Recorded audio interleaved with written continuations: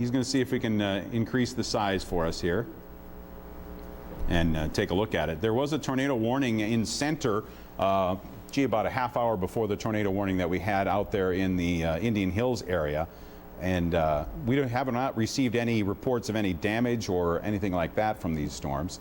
Tom, maybe we should do an update on the radar here if you want to post that radar up there. And anyway, that's the KX News Minot Facebook site. We have lots and lots of people who are going there nowadays, and we hope you'll go there too. Here's a look at the radar. What do you see here, Tom? Well, first off, we still have a tornado warning. I mean, it's farther south. It's actually Morton County. Okay. The storm is 33 miles west of Bismarck, but it's still a tornado warning, and that'll be in effect now until 3:15, according to this. So that's just about a minute from now, but it's moving northwest at 5 miles an hour. So what we're seeing is these storms kind of, as you used the terms earlier, kind of moving backwards. Most people expect the storms to move from west to east. These are kind of going from southeast to northwest or west. And the other thing to notice here, you know, last night around Plaza, there was a tremendous amount of rain, 4.75 inches around Plaza. Now Montreal County has got another line of thunderstorms, and they're just meandering. And these storms are dropping a lot of rain right now.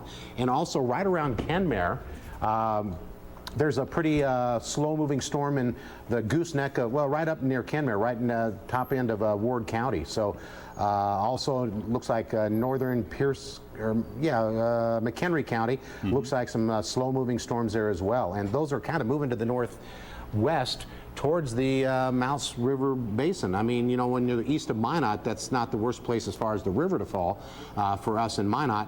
But, you know, the storms around Kenmare, that's got to drain somewhere. Isn't that in the area that drains right into the to the Mouse? No, it goes into the Des Lacs River there. The Des Lacs. So if you follow Highway 52 up, that's the Des Lacs Valley, and so all of those beautiful hills there drain all their water down into the Des Lacs River. It still makes its way down here. Oh yeah, and in a hurry too.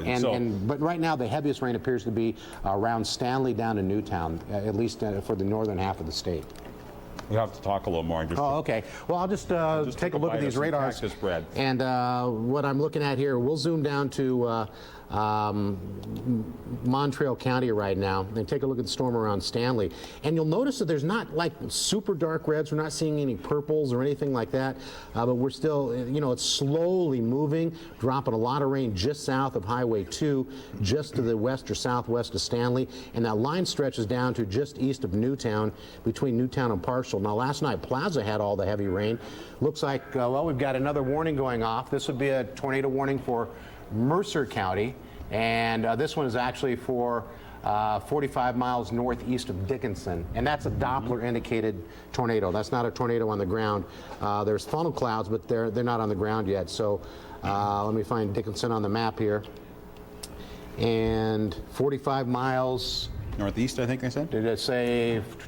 Yeah, Mercer County is where Beulah, Hazen are, I 45 believe. miles northeast of Dickinson. So it would be west of Beulah. I'd say it's that little yellow and red blob that's growing there, right in the center of the screen. Yeah. Just west of Beulah. Yeah, I'm just getting this one right here. Yeah, that's so that would be where the there's numerous funnels, but they're not on the ground right now. So they're checking everything right now. They're checking with law enforcement, and actually what it says is numerous funnels on their website, not for this particular storm. So that's where the latest tornado warning is, Jim. But we also have a line of storms stretching from, well, you know, just south of Parshall. You can even take a look at that line right up through Montreal County, part of western McLean County, through Parshall. And you know what? That's not moving a whole lot. And so that's probably dropping a lot of rain. And we also have some thunderstorms developing around Berthold. And they're working its way to the east and up around Upham. These are the ones that are heading towards southeastern Saskatchewan. And earlier today, the Hydrometeorological Prediction Center painted kind of a 1-inch bullseye of average rain. Now, that's not counting thunderstorms in southeastern Saskatchewan. Well, that stuff around Upham that you're looking at right there at Upham, and I'll move that to kind of the middle of the screen here, that is heading up towards southeastern Saskatchewan. Okay. All right. Thanks, Tom, for that update. No current warnings in the viewing area. However, we do have that admonition that there are heavy rainfalls out there, so keep an eye out for that. Roads could become washed out in some areas where we receive very high rates of rain. I think, Tom, you said the Weather Service was warning of 1 to 2 inches per hour in some places. Yeah, so do watch out for that. Gentlemen, am I okay? Should I take a break here? Are we falling behind a little bit on that? I probably should. Let's take a break, and we're going to come back and talk a little bit about, I'm going to show you the story that Sean Sitma put together last night that is includes in it a kind of a good indicator of how high you might see the water get, at least based on how high it was back in 1969. And again, you know, it's possible, it's not definite, but it's the type of information that we're receiving right now from the releases being 15,000 CFS coming out of Lake Darling as of Thursday. So we'll talk about that. We'll show you Sean's story, and then we'll also review what happened at the earlier press conference with Perry's report, and we'll do that for you in just a moment. Order. All rise.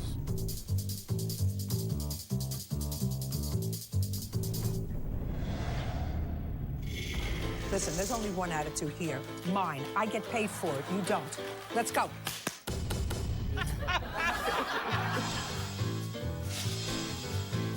This is my playpen, not yours. You think this is going to be easy? This is not going to be easy. Judge Judy, weekdays at 4 on ABC. According to the U.S. government, the most stable and high-paying careers require a college degree. That's why Rasmussen College offers you in-demand program options. I knew I needed to go to college, and Rasmussen felt like the right choice. And now I have a great career with stability and security. Rasmussen College has more than 100 years of experience preparing students for strong careers. Log on to rasmussen.edu or call 701-213-4543 and start your future now. It's your time.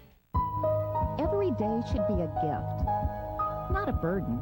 If it seems that every day your load gets heavier, consider seeing Dr. Deborah Johnson at Center for Mind and Body Wellness. Dr. Johnson offers psychiatric and mental health counseling services for all ages. Make every day one to look forward to. Schedule a private appointment today with Dr. Deborah Johnson at the Town and Country Center. Your wellness, our calling.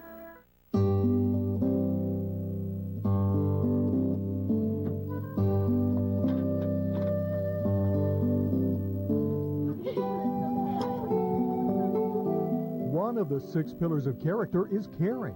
Be kind and compassionate. Be open-minded. Don't take advantage of others or blame others carelessly. Make it a personal goal to improve your character. Character Counts is brought to you by First Western Bank and Trust and Subway of Minot. Want a loan rate that really rocks? Stop by North Star Community Credit Union for the groovinest loan rates in town. Hit the top of the charts by refinancing a non-North Star loan for a full 1% discount and for a melody that never gets old. Take advantage of discounts on already active services like checking accounts, Visa cards, and loans. For a loan rate that rocks, stop by North Star Community Credit Union. Look to us for your financial solutions. NCUA insured. From KX News in high definition, this is a special report. Flood Fight 2011. The city of Burlington is preparing to see flows of 15,000 cubic feet per second on the Mouse River in the next few days by Thursday or Friday.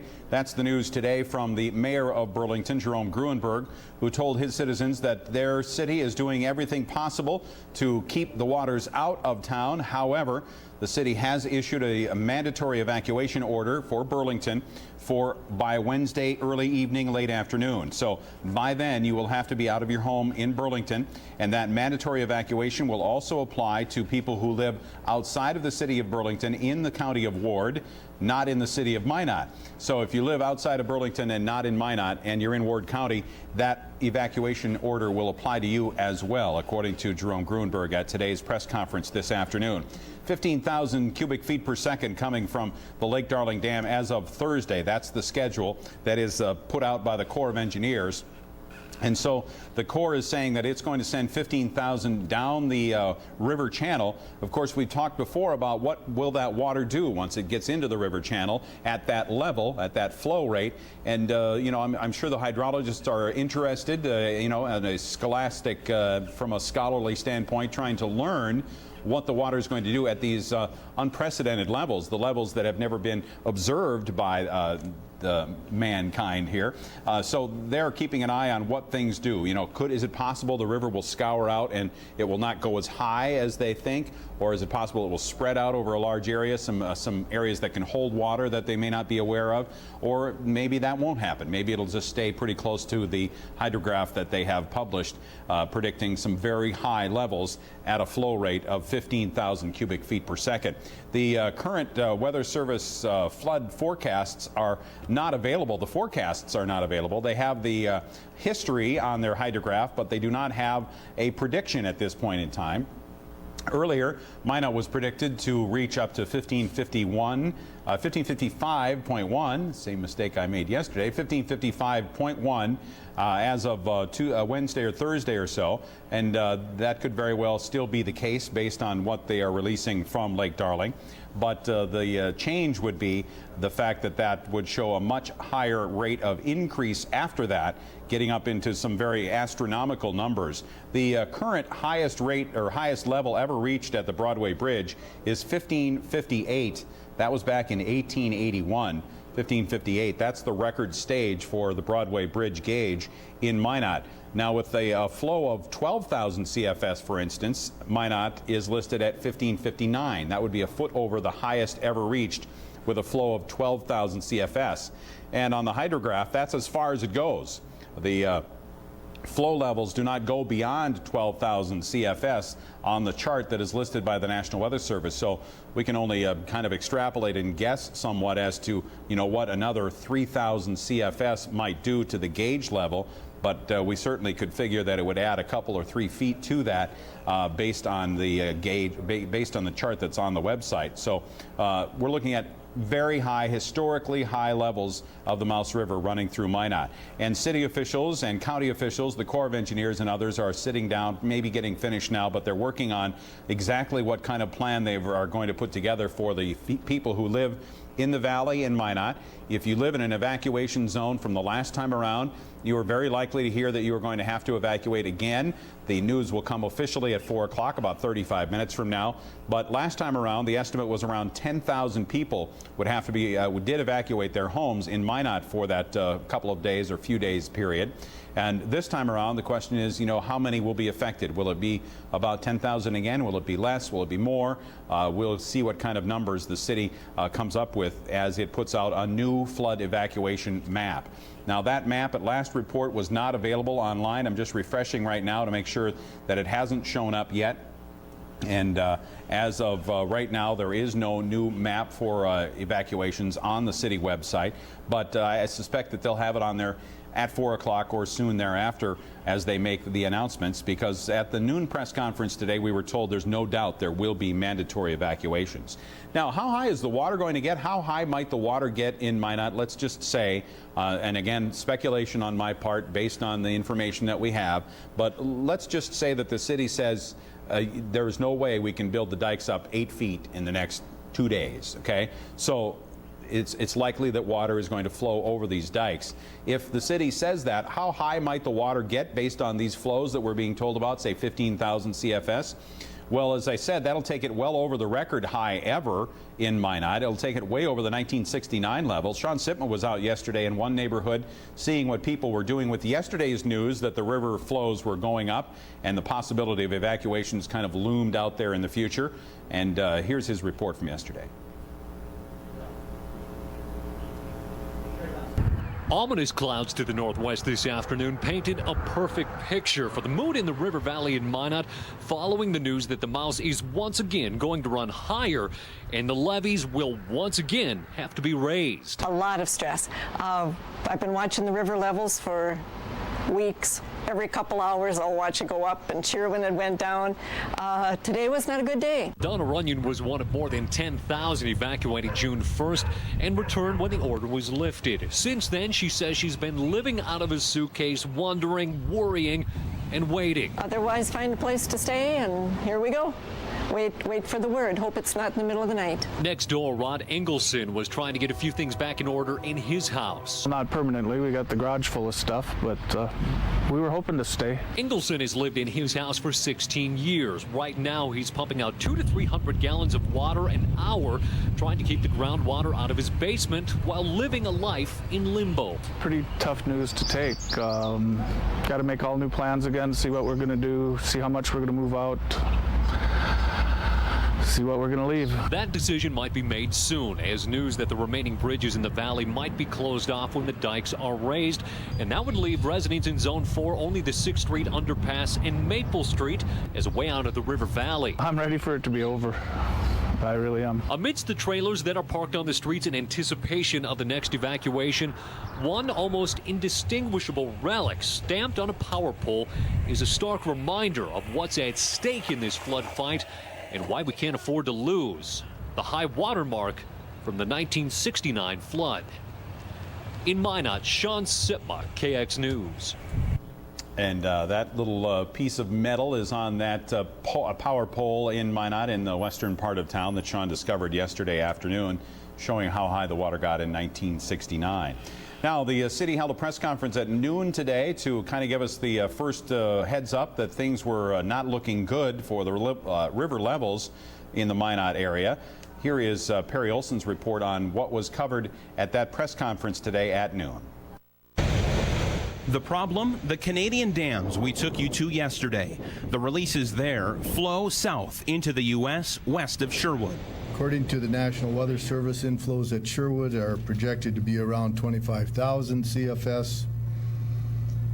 As of now, Lake Darling releases are at 8,600 CFS, and the plan is to keep those levels around 10,000 CFS or less through Minot, to give the city and residents a few days to prepare. A few days to prepare for what appears to be a flood event that the city has never before seen in recorded history. The system made to protect Minot may not be enough to save the valley from waters that should arrive from Canada at the end of this week and into next week.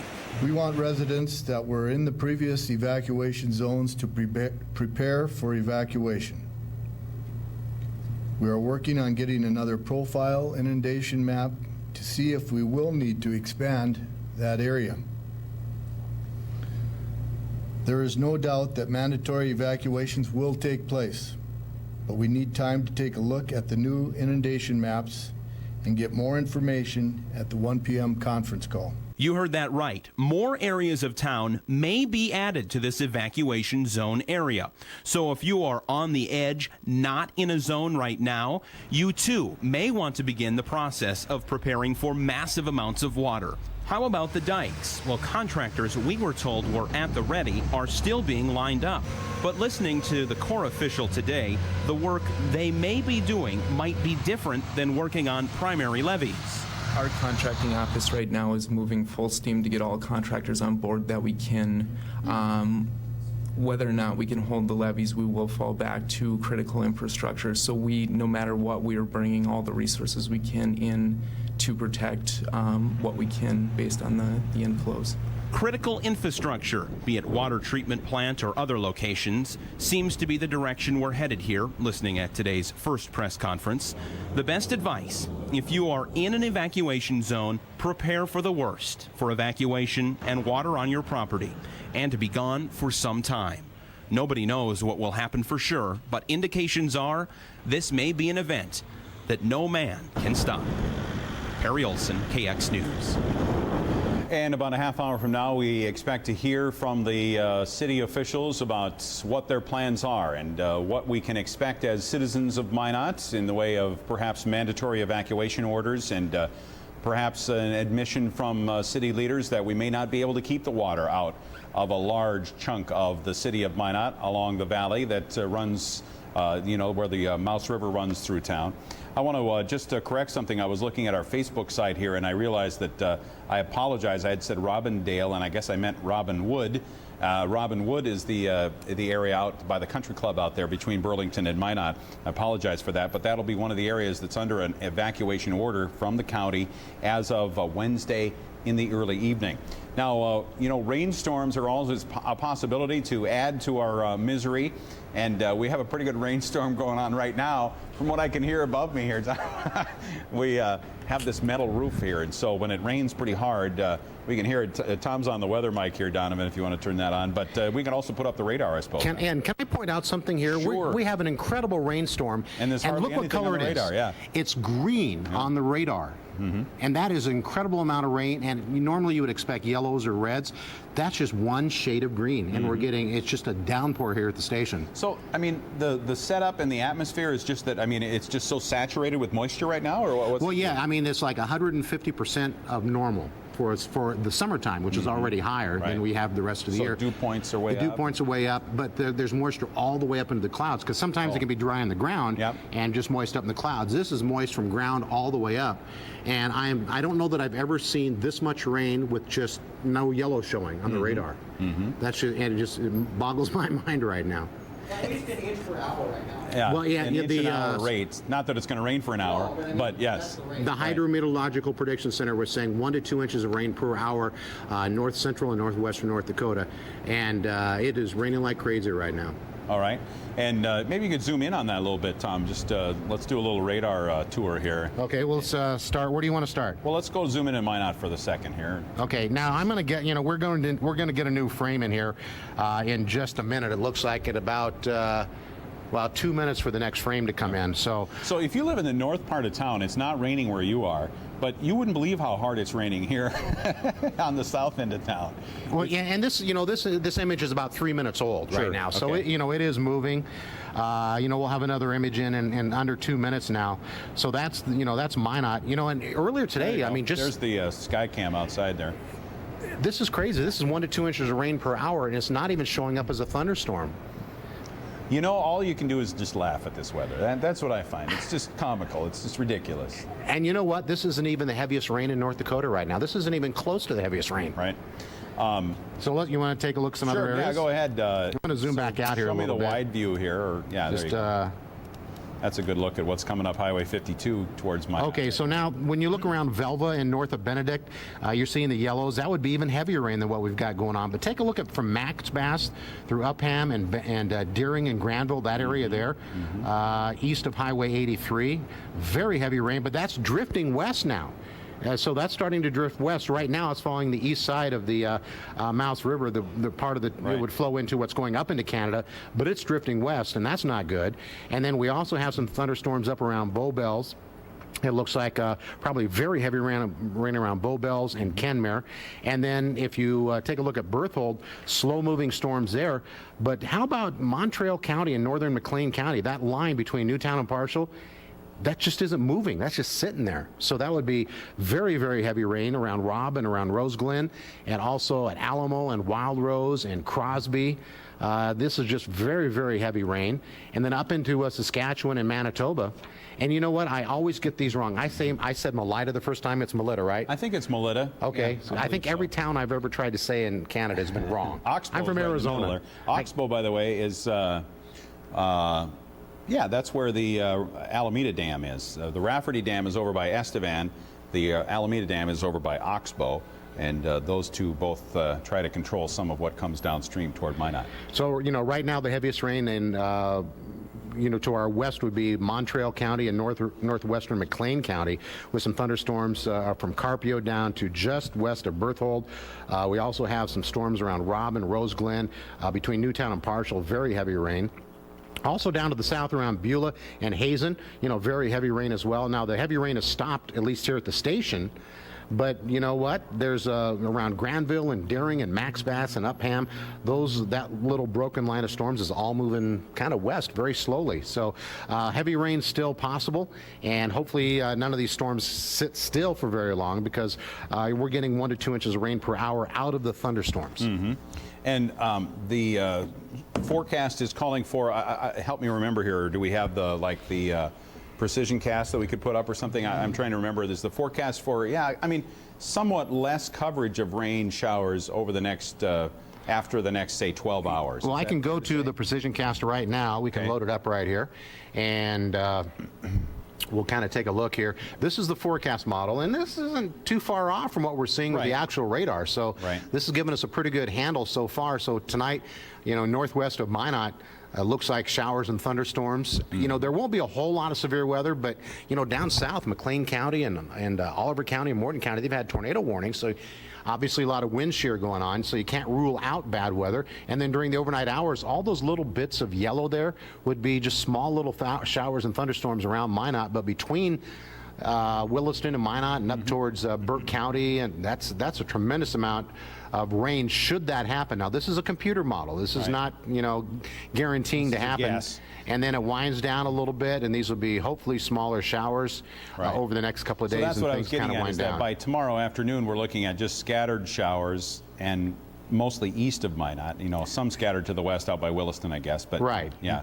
But, you know, for tonight, this is kind of what that would be, you know, not a good scenario right there with all those thunderstorms between Minot and Williston. Okay. All right. Thanks, Tom. We had a note from someone on our Facebook site at facebook.com/KXNews Minot wondering about the predictions on the National Weather Service hydrology charts, the hydrographs. Maybe you could ask the Weather Service for me, Tom, about that.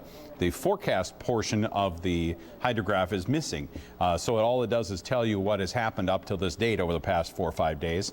And normally it shows you what's going to happen over the next week as you look at it. And I'm just interested to know what's happening there, if we can figure that out. Yeah, so we'll try to get an answer to that question for you, just to kind of have a grasp of what's going on with that. Coming up at 4 o'clock this afternoon, we'll have live coverage of the press conference in Minot to talk about the flood situation. We're expecting to hear about mandatory evacuations for many people in Minot. How many, we'll be finding out. And we're expecting also to hear about the flows that are being expected in Minot. We've heard just about an hour and a half ago that Burlington is expecting 15,000 cubic feet per second coming out of the Lake Darling Dam, which in fact the dam will be putting out starting Thursday.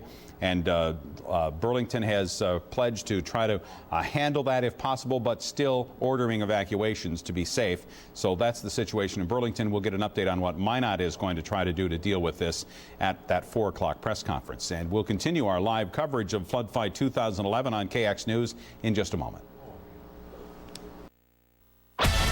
From KX News in high definition, this is a special report, Flood Fight 2011.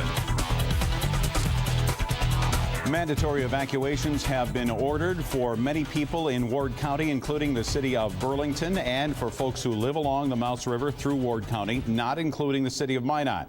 Those evacuation notices we expect to get in the next hour or so, because there is a press conference coming up at 4 o'clock this afternoon, which we will have on live for you.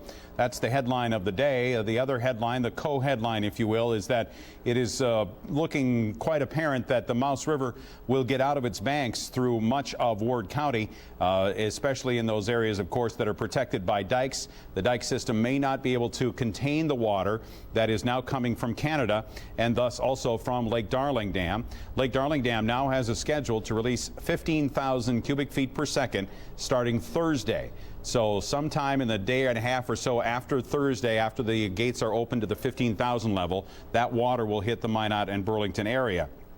And so the dike system in Burlington is being worked on feverishly right now, and I believe they're still looking for volunteers. If you can help out in the Burlington area, they would, I'm sure, appreciate your assistance. In Minot, we are not sure exactly what the plan is from the city yet. We're going to find that out together at 4 o'clock at this press conference that we'll have on live for you today. Now, the releases that started this all out were announced this morning from Canada. We told you about it at about 9:45 this morning, when the Canadians decided to release 23,200 cubic feet per second. They started that early this morning, and 23,700 cubic feet per second were released from the 3 dams in Canada. That brought a projection from the city mayor of Minot, Kurt Zimbelman, that the Weather Service was informing him that Sherwood would be seeing 24 to 25,000 CFS within about 5 or 6 days, and that there would have to be some increases in outflow from Lake Darling. Then this afternoon, we learned that those increases at Lake Darling are substantial. They will, at the lake, they'll be going up to 9,000 cubic feet per second today, and then 10,000 Wednesday, and 15,000 on Thursday. Kelly Hogan at Lake Darling says the key into being able to protect Minot is how long the high releases continue. What's really going to be crucial is how long it stays at these high releases. If it's relatively short, 2 or 3 days, we should be in pretty good shape. But if it goes on for a week, 10 days, that'll make it much more difficult for us to buffer the effects. We still got 4 or 5 days to bring the lake down. Our current releases are about 8,600. Inflow from Sherwood's about 3,000 less than that. So we are making some headway. It's all going to depend on where the city of Minot stands. If we can give them more time, the more time we give them, obviously the less storage we're going to have. But I do anticipate, based on our projections, that we should be down somewhere around 1597 by the time the big water gets here. And that big water, of course, is going to be starting to arrive in the next few days, maybe Thursday or Friday, into the north end of Lake Darling, as the water that started to get released on Saturday from Canada begins to show up into the Lake Darling area. I just wanted to get an update on where things stand at Lake Darling. The most recent number that they have on the National Weather Service site is from 3:15, and that was 1599.64. And again, he was saying they're hoping to get down to 97, and that would create about 4 to 4.5 feet of storage space, excuse me, in Lake Darling if that were to be the case. However, subsequent to that interview, Kelly Hogan was informed by the Corps of Engineers that he would be increasing his releases to over 9,000 cubic feet per second today, and then 10,000 Wednesday and 15,000 on Thursday. So when those big numbers start showing up from Canada on Thursday or Friday, it will be close to being what is being released on the other end at the dam, but eventually the inflows are likely to overtake the outflows at Lake Darling, even at that very high release rate of 15,000 cubic feet per second.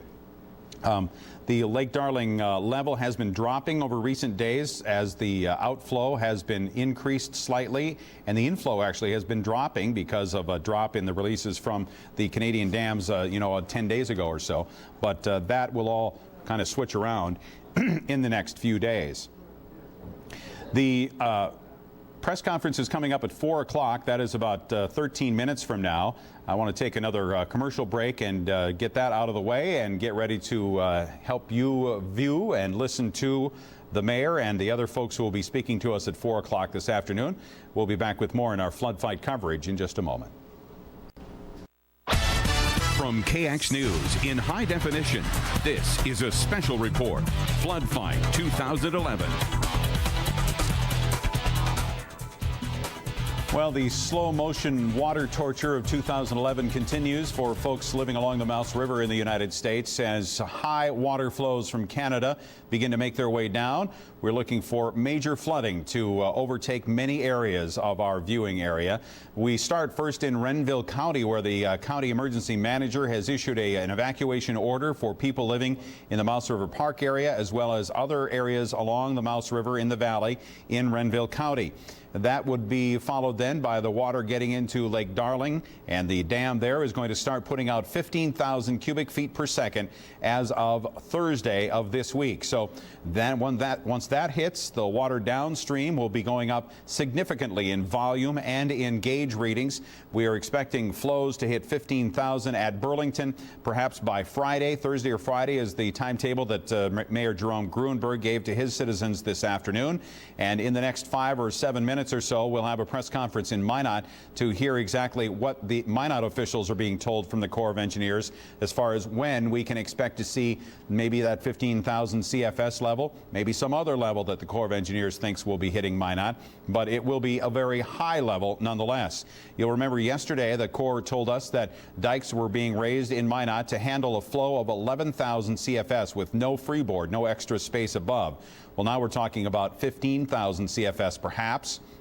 And I'm not sure what they're going to say about Minot. It could be a little higher than that because some water will be coming in from the Des Lacs River. Maybe it'll be a little lower than that because they think some water will go elsewhere before it gets to town.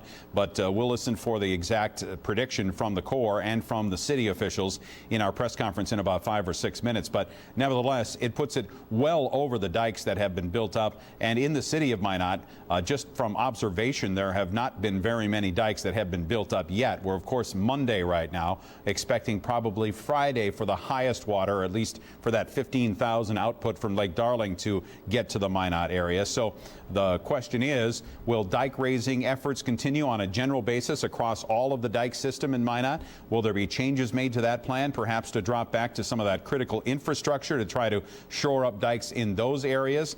Will the city order evacuations along the areas that were evacuated before, or perhaps expand the evacuation areas somewhat? A lot of questions that we'll be getting answers to in the press conference that is coming up now in just 5 minutes time here on KX News. This afternoon, Burlington Mayor Jerome Gruenberg and the Ward County Commission Chairman, Mr. Gruenberg, same person, said that evacuations were being ordered in Burlington and in the other areas along the Mouse River in Ward County. Of course, that doesn't include the city of Minot, which handles its own evacuations, but it would be things like Robinwood and Talbots and Tierra de Vallejo and the Brooks Addition, the city of Burlington, and then downstream of Minot, Apple Grove and Eastside Estates, Logan and Sawyer. And the Burlington officials said that they would be going door to door to make sure everyone is evacuated in the city of Burlington by Wednesday night.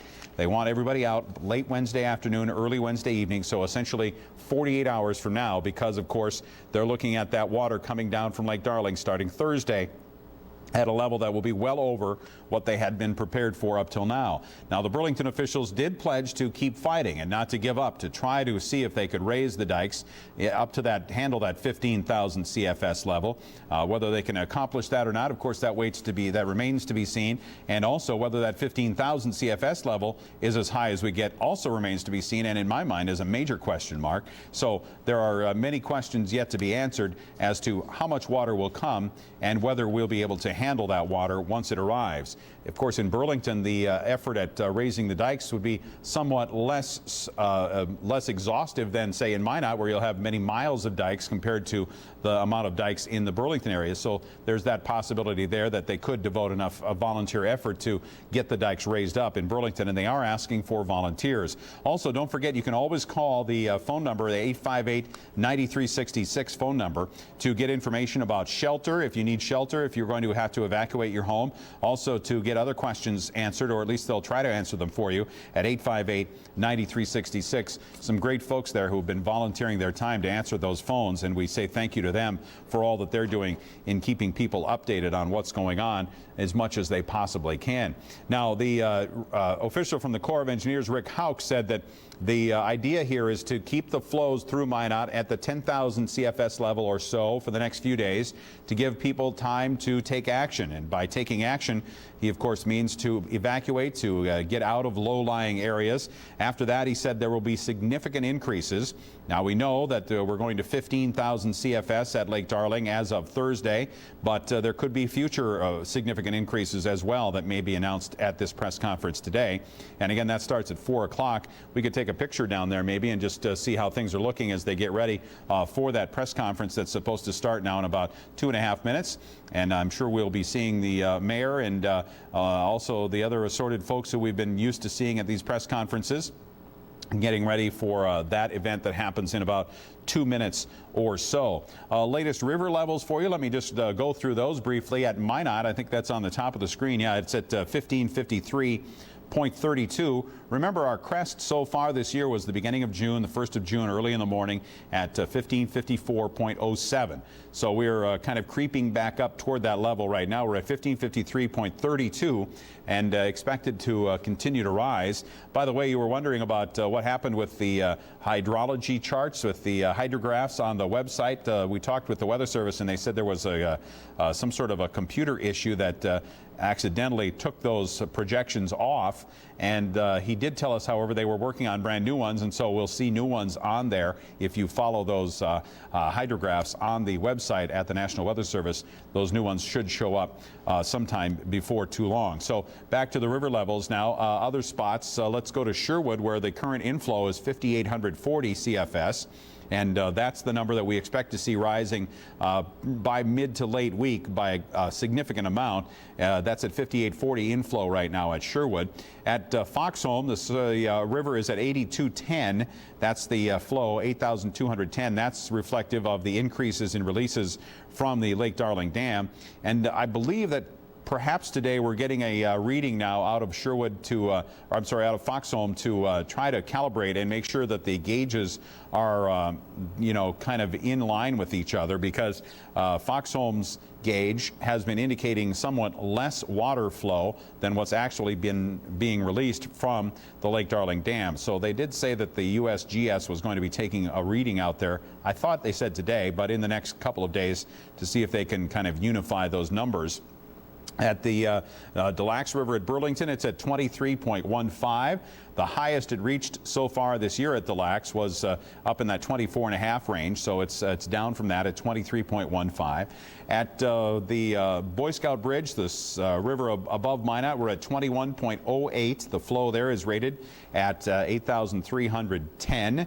And then at the Minot Broadway Bridge, we're at 1553.32.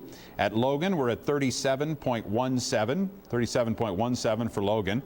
At Sawyer, the current level is, let's see, that's not indicated on this one. I have to go to the other one to see Sawyer's number. Maybe you'll beat me to that one here, Joe. I want to give you Sawyer's number before we go too much farther. Make sure let me know if we start talking down there, and I'll stop talking. You can, Sawyer right now is at 24.34 is the current stage at Sawyer. So that's the latest update for you there. And down, up and down the river, we still have very, very high levels and more high water coming. Let's take a picture of the press conference area now down at City Hall as the folks are waiting to get started. You see Alan Walter in his spot there in the front row to be able to answer questions should any arise that his expertise can help to answer. I see Jean Shemp in the front row there, and she'll no doubt have some questions today. Perry Olson is down there to ask questions as well, and I'm sure that folks from KCJB Radio are there, as well as K-Heart Radio. They've been there in the past, and also from KMOT TV and from the newspaper. All these folks are assembling, getting ready to ask questions based on what they hear from the city officials. The city officials held a press conference already today back at noon. That was because of the very high numbers that were indicated from Canada. We were told that Canada was putting out 23,000 plus CFS from their 3 dams, and that forced the city to kind of quickly just get the word out and let everybody know. We told you about it early this, or midday, I guess, mid-morning at about 9:45. We told you about it in a special report that lasted about an hour and 15 minutes. And then at noon, the city held its press conference to make it official and talk about the numbers and talk about the fact that we are going to be seeing mandatory evacuations. So that screen in the background there will be part of our coverage, no doubt, because those mandatory evacuations will include a map that they'll put up on the screen that we will shoot for you so you can see it. They're zooming in on it right now just to give you an idea what you'll be looking for. I'm just checking the city website right now, and it has not updated with any new evacuation zones, and I cannot see that map well enough to know if that's a different map than what we had before or not. So I'm going to have to leave that up to Perry to tell me that's not a different one. Okay, so that's the thumbs down. That's the old evacuation map. And so we're expecting to see a new evacuation zone map coming out from the city during this press conference that is scheduled to start a few minutes ago. The folks at Lake Darling Dam are, you know, they're the ones who operate the gates there at the dam, but right now they are under the direction of the Corps of Engineers, and so the Corps has ordered to increase flows from Lake Darling. And so Lake Darling is going to begin over 9,000 CFS today. There's Alan Walter, the City Public Works Director. Over 9,000 CFS today, and then going up to 10,000 CFS on Wednesday and hitting 15,000 CFS on Thursday. Beyond that, we do not know if there are plans for further increases in the releases or what the plans would be beyond that 15,000 mark on Thursday. But that's what Burlington officials are dealing with, and they had their press conference this afternoon at 2 o'clock to say that they were ordering evacuations in the town as of Wednesday evening, and they were also going to go to work to see if they could raise their dikes enough to handle this new flow level of 15,000 cubic feet per second. They said we're not going to give up. We're not going to walk away from it. We're going to keep doing it until it's no longer safe for us to work on the dikes. And so that's the plan for the folks in Burlington. And by the way, they did mention also they are in need of volunteers and are happy to accept volunteers if you can help in the Burlington area with that sandbag effort that they are now undertaking.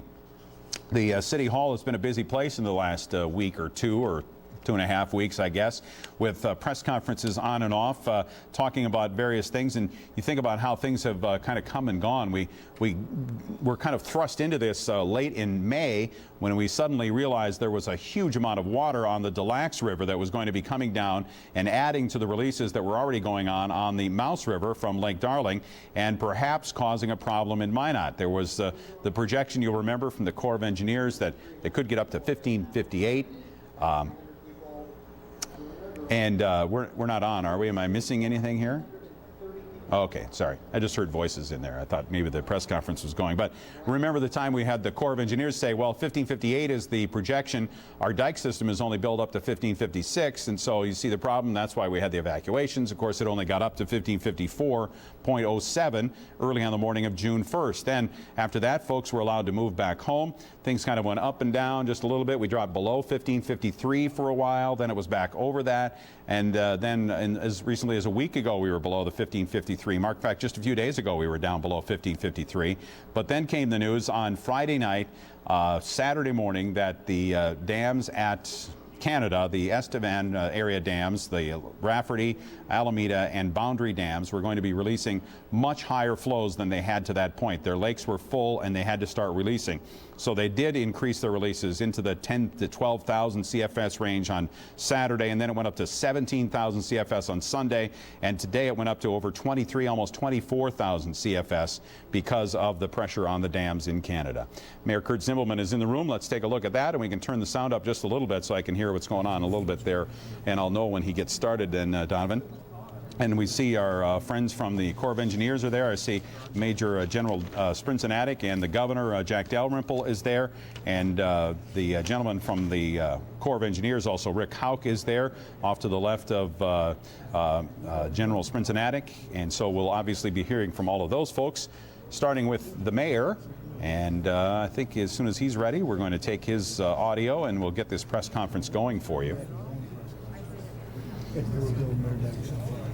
Well, we're still holding on for just a second here, so what else can I tell you? We're expecting, obviously, to hear news about evacuation orders for citizens of Minot who live along the river valley, and we will get new maps out there. As soon as those maps become available, we'll put them on our Facebook site, which is facebook.com/KXNewsMinot. So as soon as they're available, I will get copies of them up there. And let's go to the Thank you, everyone, for being here this afternoon.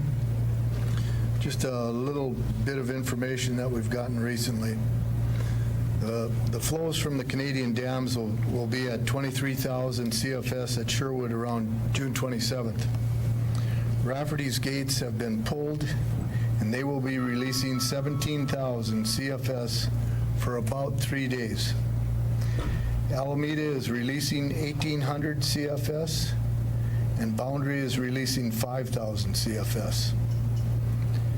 Lake Darling is currently releasing 9,000 CFS, and on Wednesday morning, we'll begin ramping up those flows to somewhere around 16 or 17,000 CFS by Thursday morning. These numbers are changing just about as we speak. Broadway Bridge is currently at 1553.29 or 8,458 CFS. The National Weather Service is predicting Broadway Bridge will go to 16 or 17,000 or about a height of 1,563 feet on June 26th or 27th.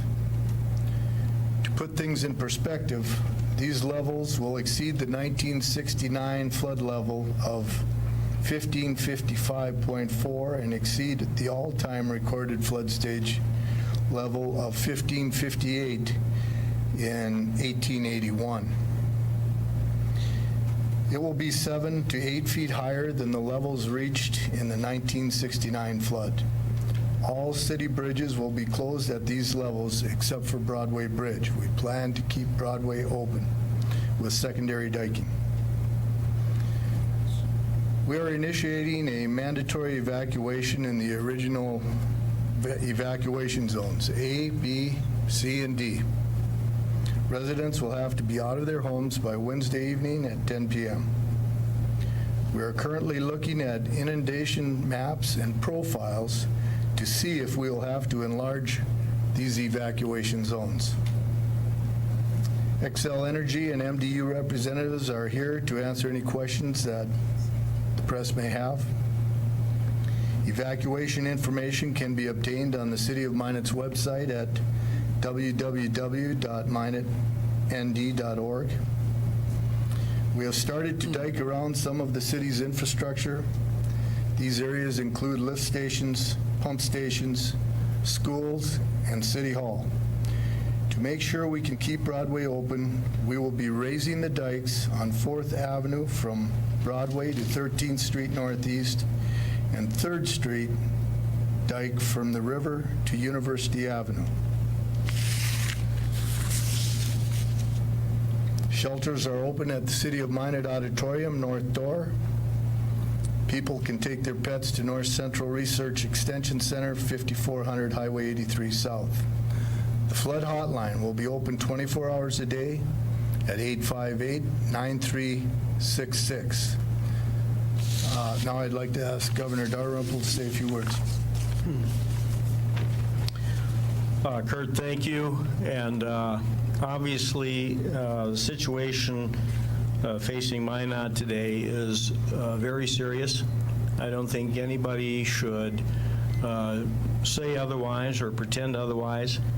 It's very difficult for all of us because I think most people felt that we were past the worst of the situation and things were getting a bit better. But circumstances have changed. It did rain between 4 and 7 inches directly over the reservoir and the watershed that leads to the Rafferty Dam in Saskatchewan. That has created a tremendous surge there that is going to come directly through to this area. As you know, all reservoirs are essentially full, and that means that whatever comes off of Rafferty is going to have to come through Minot. The question arose right away. Does that amount of water really have to come out of the Canadian dams? And I telephoned the Premier of Saskatchewan this afternoon, Brad Dahl, spoke to him directly about it, and he explained to me that the dam at Rafferty is essentially overwhelmed. All of the floodgates are open as wide as they can go. They're discharging 17,600 cubic feet per second, and the level of the water on the dam is as high as they would ever have it for a flood situation. I asked him about the integrity of the dam and the safety of the dam. He said that they in Saskatchewan as well have had those questions and are concerned about it. And he said at this point the water level against the dam is beginning to go down. And he told me that they are not exercising any contingency plans in Saskatchewan for that dam or the floodplain underneath the dam. He assured me that if anything changes from another heavy rainfall, that he will contact me immediately, any time of the day or night, and tell me that they are going to a contingency plan of some kind. Meanwhile, I've been here this afternoon with the mayor. I think he's developed the right plan.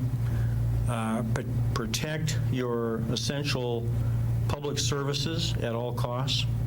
You want to keep your power and your water and your sewer going as much as you possibly can. I think he's also made a great decision to hang on to Broadway. It's an essential artery in and out of the city. And beyond that, as always. I think, we'll always try to protect as much property as possible. But the reality of the situation is these high flows will begin to show up here as soon as Thursday, and that means that people who are in an evacuation area need to get moving quite soon. And I'll let the mayor talk some more about evacuation. Basically, mandatory evacuations are coming, whether you're in the city or whether you're in the county. But for the time being, we're asking people to use common sense, move out in an orderly, not a panicky way, but move out of your house as soon as you can, and know that a mandatory evacuation is no doubt coming. Kurt, thanks. Thank you. Thank you, Governor. With the changes that we have, I've asked General Spencer-Natick if he would say a few words about the update on what the Guard's doing. Thank you, Mayor, and good afternoon, everyone. First off, from the standpoint of the Department of Emergency Services, we are here fully to support the evacuation of the areas that the Mayor mentioned and to ensure that the shelters and whatever other facilities are needed have the appropriate supplies and people are able to be taken care of throughout the duration, whatever it may be.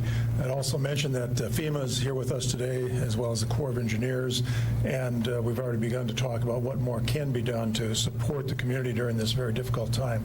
From the National Guard's perspective, we've already called in another 200 of our soldiers and airmen, and we have 300 more that are prepared as well, have been identified and are prepared to come in as we need them, depending on what happens here in the next couple of days. As I see it right now, our primary role is going to be to support the community in its evacuation. Having said that, that will involve traffic control points, that'll involve security in those areas that are evacuated, and also we will be involved in any aspect of search and rescue if that's necessary. So we have on the ground 150 soldiers and airmen. You can add another 200 to that by tomorrow morning, bringing it up to 350, and then, as I said, we have another 300 identified, and as we look to the coming days, we'll bring them in as necessary. Thank you, Spry. And from the Corps of Engineers, Rick Hauk. As the mayor identified, we are holding 9,000 cubic feet per second for the next day and a half until Wednesday morning to allow people some additional time to prepare and evacuate. At that time, we'll start ramping up to the in the range of 16,000 to 17,000 cubic feet per second, and that will reach the 16,000 to 17,000 on Thursday morning. We are still moving full bore on contracts to protect what critical infrastructure that we can. And again, I think the critical item here is life safety, so please prepare and evacuate as necessary. Thank you. Okay. Thank you, Rick. We'll open it up for any questions. Before you ask, press. I have a few. I apologize. Gentlemen from the Corps, I want to clarify, or ask you to clarify, please. You say you're going to be ramping up the releases from Lake Darling to 17,000 CFS on Thursday morning, or is that when it's expected? We will begin increasing releases from 9,000 on Wednesday morning and increasing those to 16,000 to 17,000 on Thursday morning. Okay, so that's from Lake Darling. From Lake Darling. So how long does that take to get here? We had the numbers we'd identified the 26th to 27th that it would be in Minot. The 26th or the 27th? Okay, and since I have you there, I'll just ask the next question. It might not even be relevant. But when levees overtop, our levees currently can handle 10,000 CFS, right? When levees overtop, how much of that water actually stays in the channel? Shouldn't 11,000 continue to stay in the channel? It would. It will begin to overtop. It will fill in. There's a massive amount of volume behind it, so it will fill in behind it and continue to have that flow within the channel.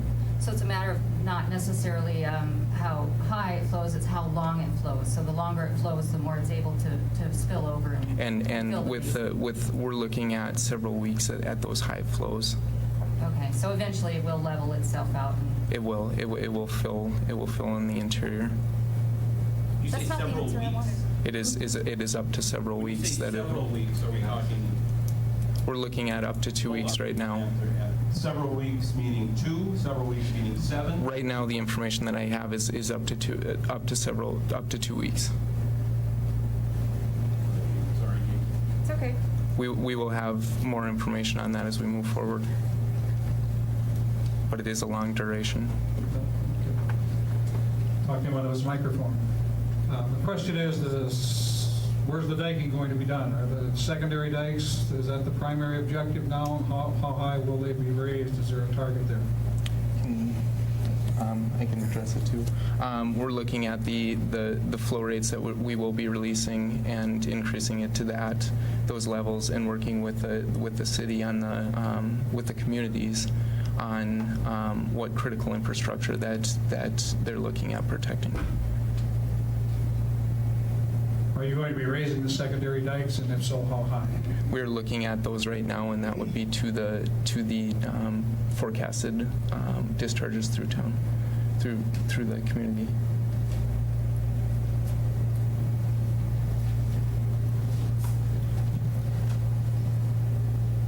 Once this happens, you talk about infrastructure, Mr. Mayor or Alan.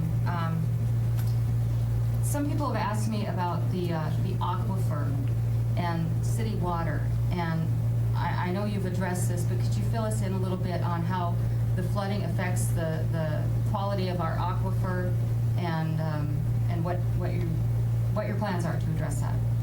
I think I'll have Ellen Walter talk to that. Thank you, Mr. Mayor. Sundry Aquifer is full. This water going over the top of the bison plant area has recharged that aquifer. Our Sundry wells are out there. They're going to have to be down. With this amount of water coming through, they're going to be completely underwater. So this is something that we were going to address a little later. I hadn't talked to the mayor about it, but we're going to have to ask everybody to conserve water because our aquifer is down, going to be down. So you need to think about what you're doing when you're taking your showers and baths and washing clothes and all that stuff, because it's we're going to be on the Minot aquifer with the 5 wells, or no, the 11 wells we've got in the Minot aquifer. So if I understand correctly, you're not saying that that the water supply will be cut off. It's just that we're moving to a less bountiful water supply. That's correct. So it's a conservation, not necessarily a cutting of the water. That's right. Do you foresee us being able to continue on that Minot aquifer for an indeterminate amount of time? That's something we'll be evaluating, but if it just depends on how long this thing is up on that over those Sundry wells, but we can sustain for a number of weeks with the Minot aquifer. What about the water treatment plant? I mean, obviously you'll be doing whatever you can there to protect that, but is there a chance that we'll have an issue with the treatment facility? No, there's not. We just got the inundation maps before we came here. We know that we have to do some diking there. We're going to be diking from the water treatment plant across 16th Street over to the new pump station and surrounding that, those 2 facilities.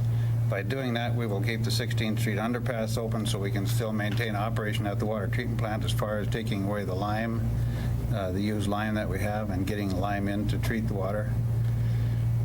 But as I said, we're looking at the map, and the mayor's indicated we just got those maps. We're looking at the maps to see what we have to do to protect everything we've got.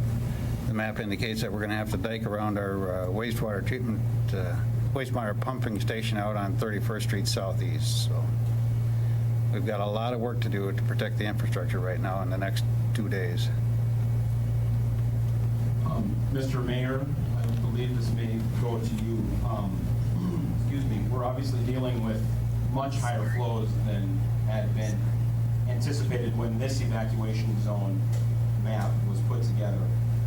Should people just on the outside of this map be making preparations right now, assuming that it will be expanded even today possibly, or when might more people get the word that they have until Wednesday evening? As I said in my opening statement, I think there's a possibility that it will be expanded. I think it's, we're not at that point yet. Certainly in the next day or two, we'll get the inundation map and have a good chance to look at it. And I would say sometime tomorrow, we should have a better idea of just exactly where everyone in the So whole. if you are on basically just outside of it, I mean, you shouldn't wait till tomorrow night because then you have only 24 hours. I mean, I would never tell anyone not to prepare. Let's just put it that way. I've heard enough in the conversations and the conference calls that I would definitely prepare for that to happen. Maybe a question for the court official or General Prince Natick. I think unless the they governor have has a map something. that they could get online probably even tonight. Excuse me? Go ahead. Okay. People who are leaving their homes by Wednesday evening, taking everything out right now, is there anything that they can do to better prepare their property or their home for floodwaters? I've heard people say, you need to flood your basement, but we need to conserve water, so I would assume that's a big no-no. Is there something that people should do, or is it just you just got to get out and leave it as is? I don't have that answer, General. Do you have that? I think each individual has to look at their property. We've had some people call and say, I'm going to be flooding my basement. I'm going to turn on the faucets now. Well, I would assume that's absolutely no. Well, what Alan had said. Yeah, we certainly wouldn't want to see that that happen. Unfortunately, every situation is going to be different, and there really isn't a blanket rule that applies across the city, across the board. It's just there's no easy answer to your question because every home, every structure is going to be different, and they're going to face a different circumstance. So the most important thing right now is to evacuate your home, get everything out, and make sure that when the high flows arrive Thursday, Friday, whenever it is, that the structure is there and everyone is out safely with their belongings. Mr. Mayor, I know that you plan to keep Broadway open so that we have north-south access in the city, but are there contingency plans in place for moving some emergency personnel onto North Hill just in case there is an inundation of Broadway? I know we have a fire station up there, but ambulance and police and that sort of thing. Or are you fairly confident that Broadway will remain passable?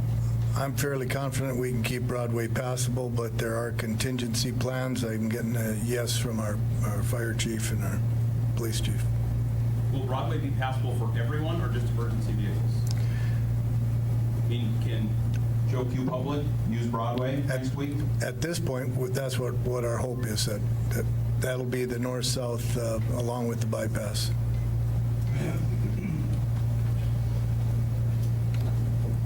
Governor Dalrymple said you made the decision to keep Broadway open. How are you going to do that? What's the plan there? Well, it's the secondary dikes that I talked about, the one up 4th Street and then the other one's over on 3rd. 3rd Street and 4th Avenue. 3rd Street and 4th Avenue. Do you know what that elevation? Do you know what that elevation would be? It's over 1662, is it not? It's going to be about 7 feet higher than what they are now.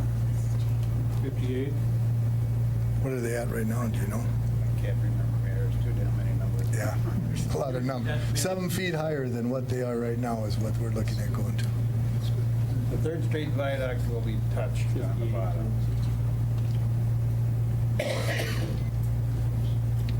Okay, anyone else? Yes, sir.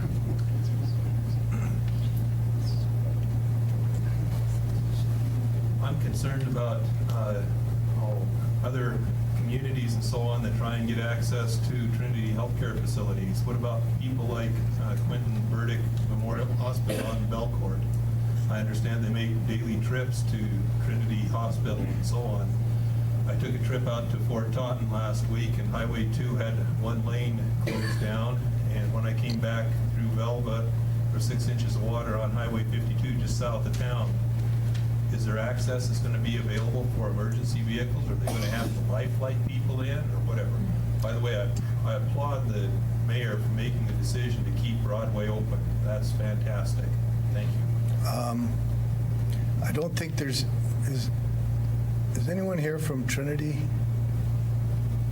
that would want to speak to that? I don't know if they've made contingency plans. I mean, this water is everywhere right now, and it's hard to keep up with it.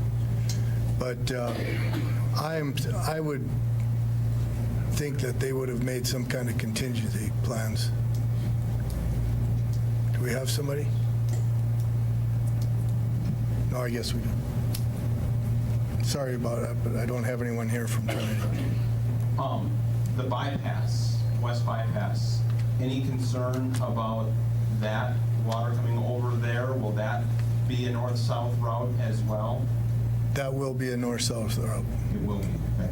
And then a question for the governor, if I may. You had talked to the premier, you said, and just today, you got the feeling, you were talking about, you know, the structure itself and the dike and holding up, or the dam, excuse me.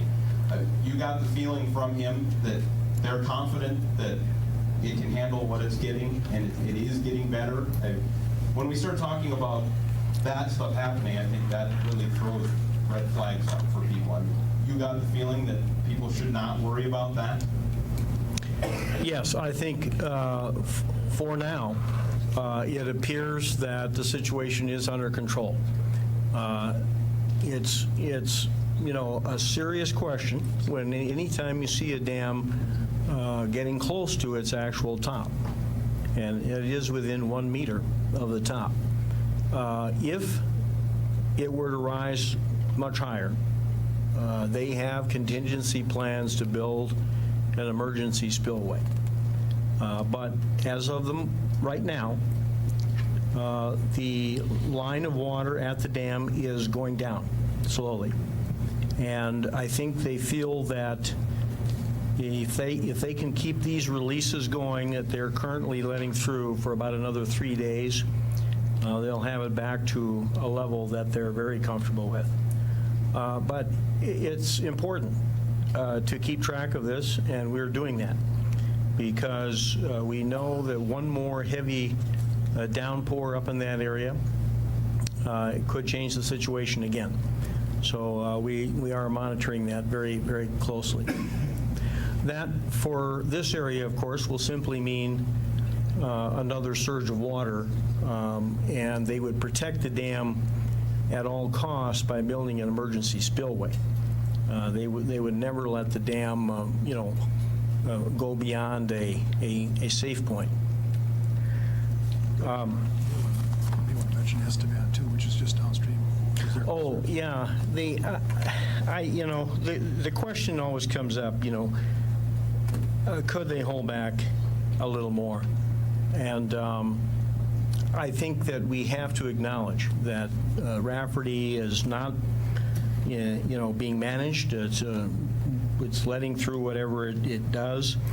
The Boundary Dam is already spilling over into the reservoir for Rafferty, and Alameda is maxed out. They have approximately 7,000 CFS coming down on Estevan before it comes this way, and the citizens in Estevan are very upset because of the amount of flooding and the amount of damage that's already taking place in Estevan. So we're confident that the folks in Saskatchewan have done, up until this time, everything that they can to help us, and still are trying to do that. I wanted to mention too, since nobody else did, about rural areas are also going to be in a serious situation. The statistics that have come out regarding Logan, Sawyer, Velva, Bantry, at various dates along the way, will be flows much, much higher than have ever been seen before in history. And that, of course, has great implications for those communities. Their leaders and emergency managers have been on the telephone calls with us. They're well aware that high flows are coming their way as well. But generally speaking, county commissioners are in touch with the situation. They know that some mandatory evacuations are coming. Can you speak to the FEMA situation, the denial that we got statewide here last week? Just speak to where we stand FEMA-wise. Just quickly, I would say that in the last 48 hours, I have seen a lot of activity in the Bismarck-Mandan area. FEMA personnel taking inventories of homes that are threatened by floodwater, both tours by boats and by helicopter. And I think with that increased level of inspection, we can be very optimistic that we will meet the threshold for individual assistance. Governor, I hate to bother you again, but will that be for the state of North Dakota, or are they going to, just look at the Bismarck area? No, that would be for the entire state of North Dakota, and that would mean for any individual, even someone who has yet to be damaged by floodwater would be eligible for the various forms of help that brings, one of which is assistance with housing costs in the event that you are driven from your home. So that begs another question, a couple actually. Number one, we should all kind of be keeping track a little bit of what this is costing us.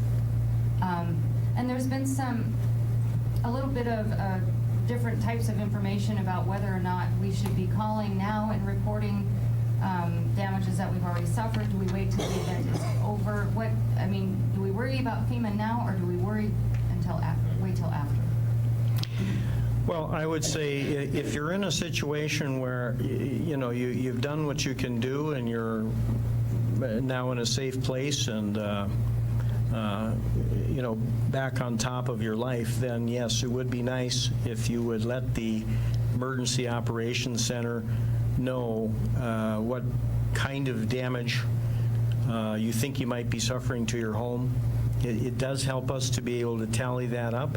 And even if you don't make a claim yourself, it could help the state to become eligible. You don't happen to have that number? I don't have it on me, but I will get it to you. And in the Bismarck-Mandan area, they're beginning to give us a lot of help with the media. And it is very much a matter of just knowing the phone number to call. That's all it takes. Oh, yeah, Greg. The State Response and Recovery Center hotline is 1-877-212-0316. 877-212-0316. Thank you, Greg.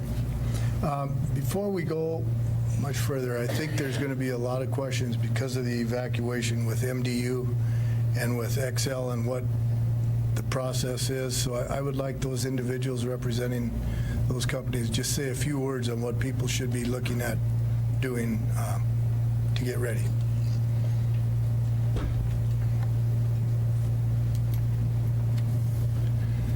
I'm Dan Olson, the Operations Manager for XL Energy. Our goal is to keep the power on as long as we can. Of course, if the water goes over the dikes areas, we're going to kill all the primary in those areas.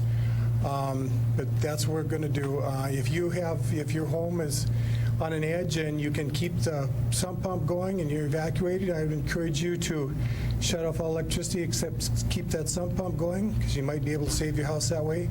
If it's beyond that, it gets up the main floor, then I encourage you to go ahead and shut it off. We will not be killing any power, though, to individual homes. We'll be going ahead and killing sections of the town as they get inundated, if they do.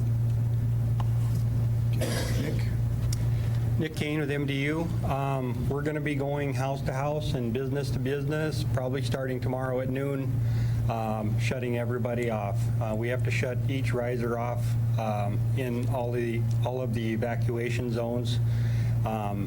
We are in the process right now. Our engineering department is taking a look at possibly having some areas that we wouldn't shut gas off, but we haven't determined that yet. So. Thank you. Again, I don't know if everyone heard that state FEMA number is 1-877-212-0316. Okay, any other questions? Yes, ma'am. Just a couple of questions for you. Now, I have representing for Loaf and Jugs, all 3 stores and everything like that, because my boss is in Bismarck. Are you saying we should be all out, including the one over on Burdick Expressway as well, to be evacuated by Wednesday? I can't tell you which is, are you in the exact? My store personally over by the college was in the evacuation zone, except in it, as well as Oak Parks, but my husband's is over there by the courthouse, and I need to know if that one was going to be in the evacuation or not. I think the best answer to that is call the hotline, Okay. and they'll let you know if that's necessary. Okay. Now the other question for you is with the FEMA, for people that are, you know, working and everything and business are having closed, if those people don't have nothing to be able to go to work to, how are the people that are not in the flood areas be able to pay their rent? Well, we don't have a FEMA representative here, so I don't have that answer. Okay. Do we have a FEMA rep? Bobby, you want to address that, please? You need to come up to the podium. What was the question again? The question was is for the people that, you know, have to work or whatever, the businesses that are being evacuated, for those people that are not in the flood areas, personally like myself, if we cannot go to our businesses to work, are they going to be able to, is FEMA going to be able to help pay those people's rents as well if we can't work? No, go ahead, Bob. Well, I think we got to get to the podium here. And I just want to remind everyone this is a press conference, so I'd prefer to have questions from the press. I apologize. I can't speak to the IA program exactly what's going to be eligible and not, but I would say keep track of everything.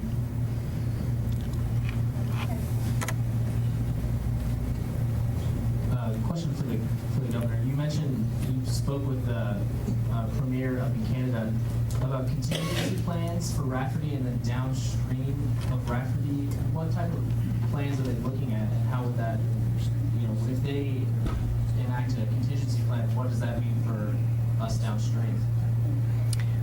A contingency plan for them would mean the construction of an emergency spillway that would go off to the side of the main dam and allow additional water to come down. And that spillway, once you go over 15,000 CFS, it would probably be, I would estimate, probably another 40% capacity, which would be about potentially another 6,000 CFS. But as I said, they do not intend to execute that contingency plan as of now.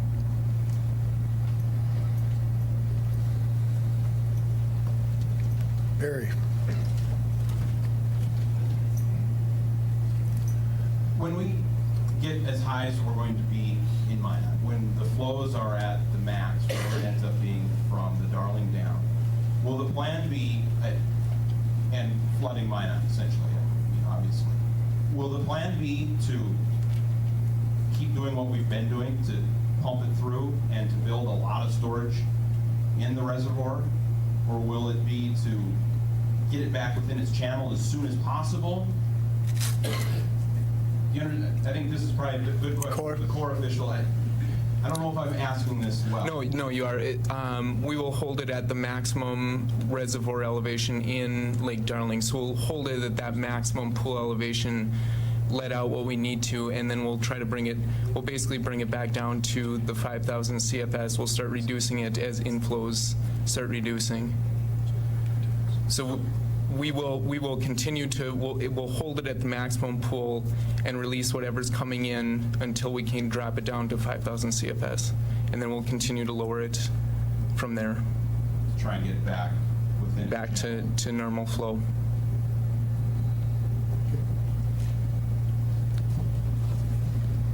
We've addressed this many times at many press conferences, but we continue to get questions about the reverse 911. If you could just give the number that people need to call to register their cell phone number, and again, walk us through the process that people need to understand when it comes to the reverse 911 system and for those who are on a cell phone provider. Well, I believe the number is 858-9366. You would just call the hotline, flood hotline, to get your number registered. My understanding is the SRT numbers are all already in, and you can't be on one of those lists, the no-call list, and still be on the reverse 911. Yes, sir. What's the, maybe this is a good question for the Corps. In a perfect world, so to speak, what's the maximum amount of CFS that can come out of Lake Darling that the dikes and levees through Minot could handle? Could we raise it up higher than what we're talking about right now? What we were looking at when the numbers came out is how much capacity we'd have to raise. Last time we did it, we acquired all the resources we could, and it took 3 to 4 days in that range. We're looking at more than 5 times the volume that we'd have to do.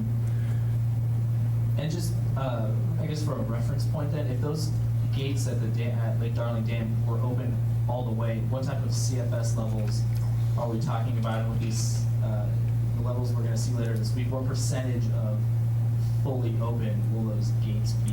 The gates themselves, to prevent dam failure, can go much higher than what they are even now. They can go up to 60,000 cubic feet per second. Kevin maybe asked this, just since Mike's there, the structure itself in good shape and no concerns about the safety of the dam? I think a lot of people are wondering the structure of the dam with so much water pushing against it. Is the dam in good shape structurally? Yes, the dam is in good condition.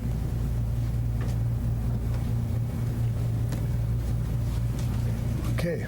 Sorry, one more. What can the secondary dikes hold right now? Is there these secondary dikes are built to a level to hold kind of what CFS at our elevation? We're looking at that right now, so we'll be the ones that we determine, the lines of protection that we determine will be building to that, the forecasted inflows, flows through Minot. Okay, anyone else? If not, I want to thank you all for being here. It's a sad day, to tell the truth.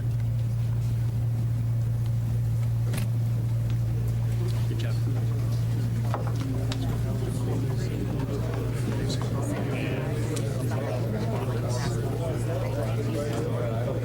Minot Mayor Kurt Zimmelman wrapping things up with maybe the understatement of the day. It's a sad day in Minot. We are facing the worst flooding this city has ever seen. Without a doubt, the worst flooding that Minot has ever seen is on its way in this slow motion water torture, you want to call it, this flood of 2011, which is apparently going to end with water 7 to 8 feet higher than it was in 1969.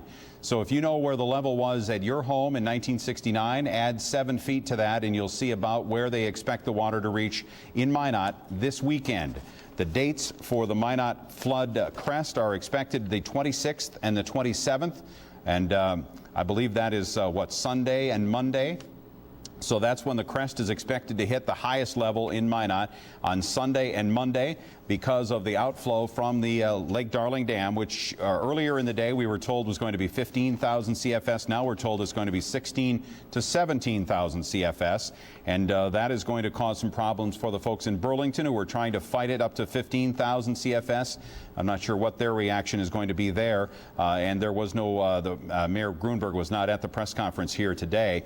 But the levels in Burlington will be high and the levels through Minot will be high. And as the governor said, the levels all the way up and down the river downstream of the Lake Darling Dam and upstream for that matter are going to be higher than they have ever been before. And that's the case whether you live in Logan or Sawyer or you live near Velva or you live in the Towner area or on the way back up to West Hope on the way out of the U.S. and then back into Manitoba. These levels will be higher than ever before seen along the Mouse River, and by a lot in some cases.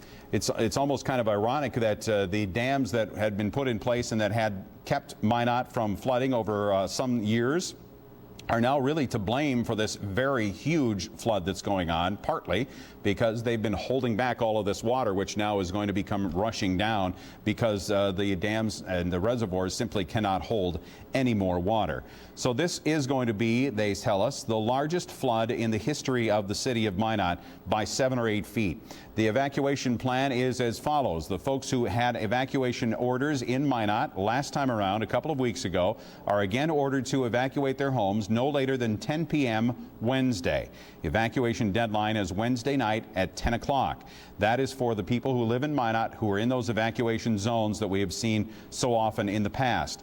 That evacuation zone map, I'm not sure if we have that available to us in the control room there, but if we do, we'll put that up, or we can put it up through our Facebook site or our hookup on the internet also.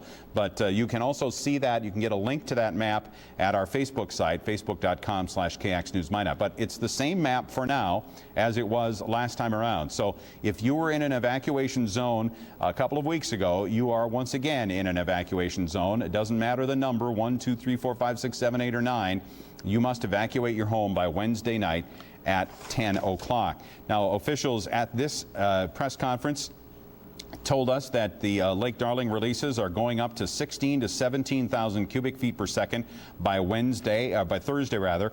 Wednesday to Thursday they'll be making that final push up to that level after more slowly going up between now and then. And the prediction is now for Minot's stage at 1,563 feet.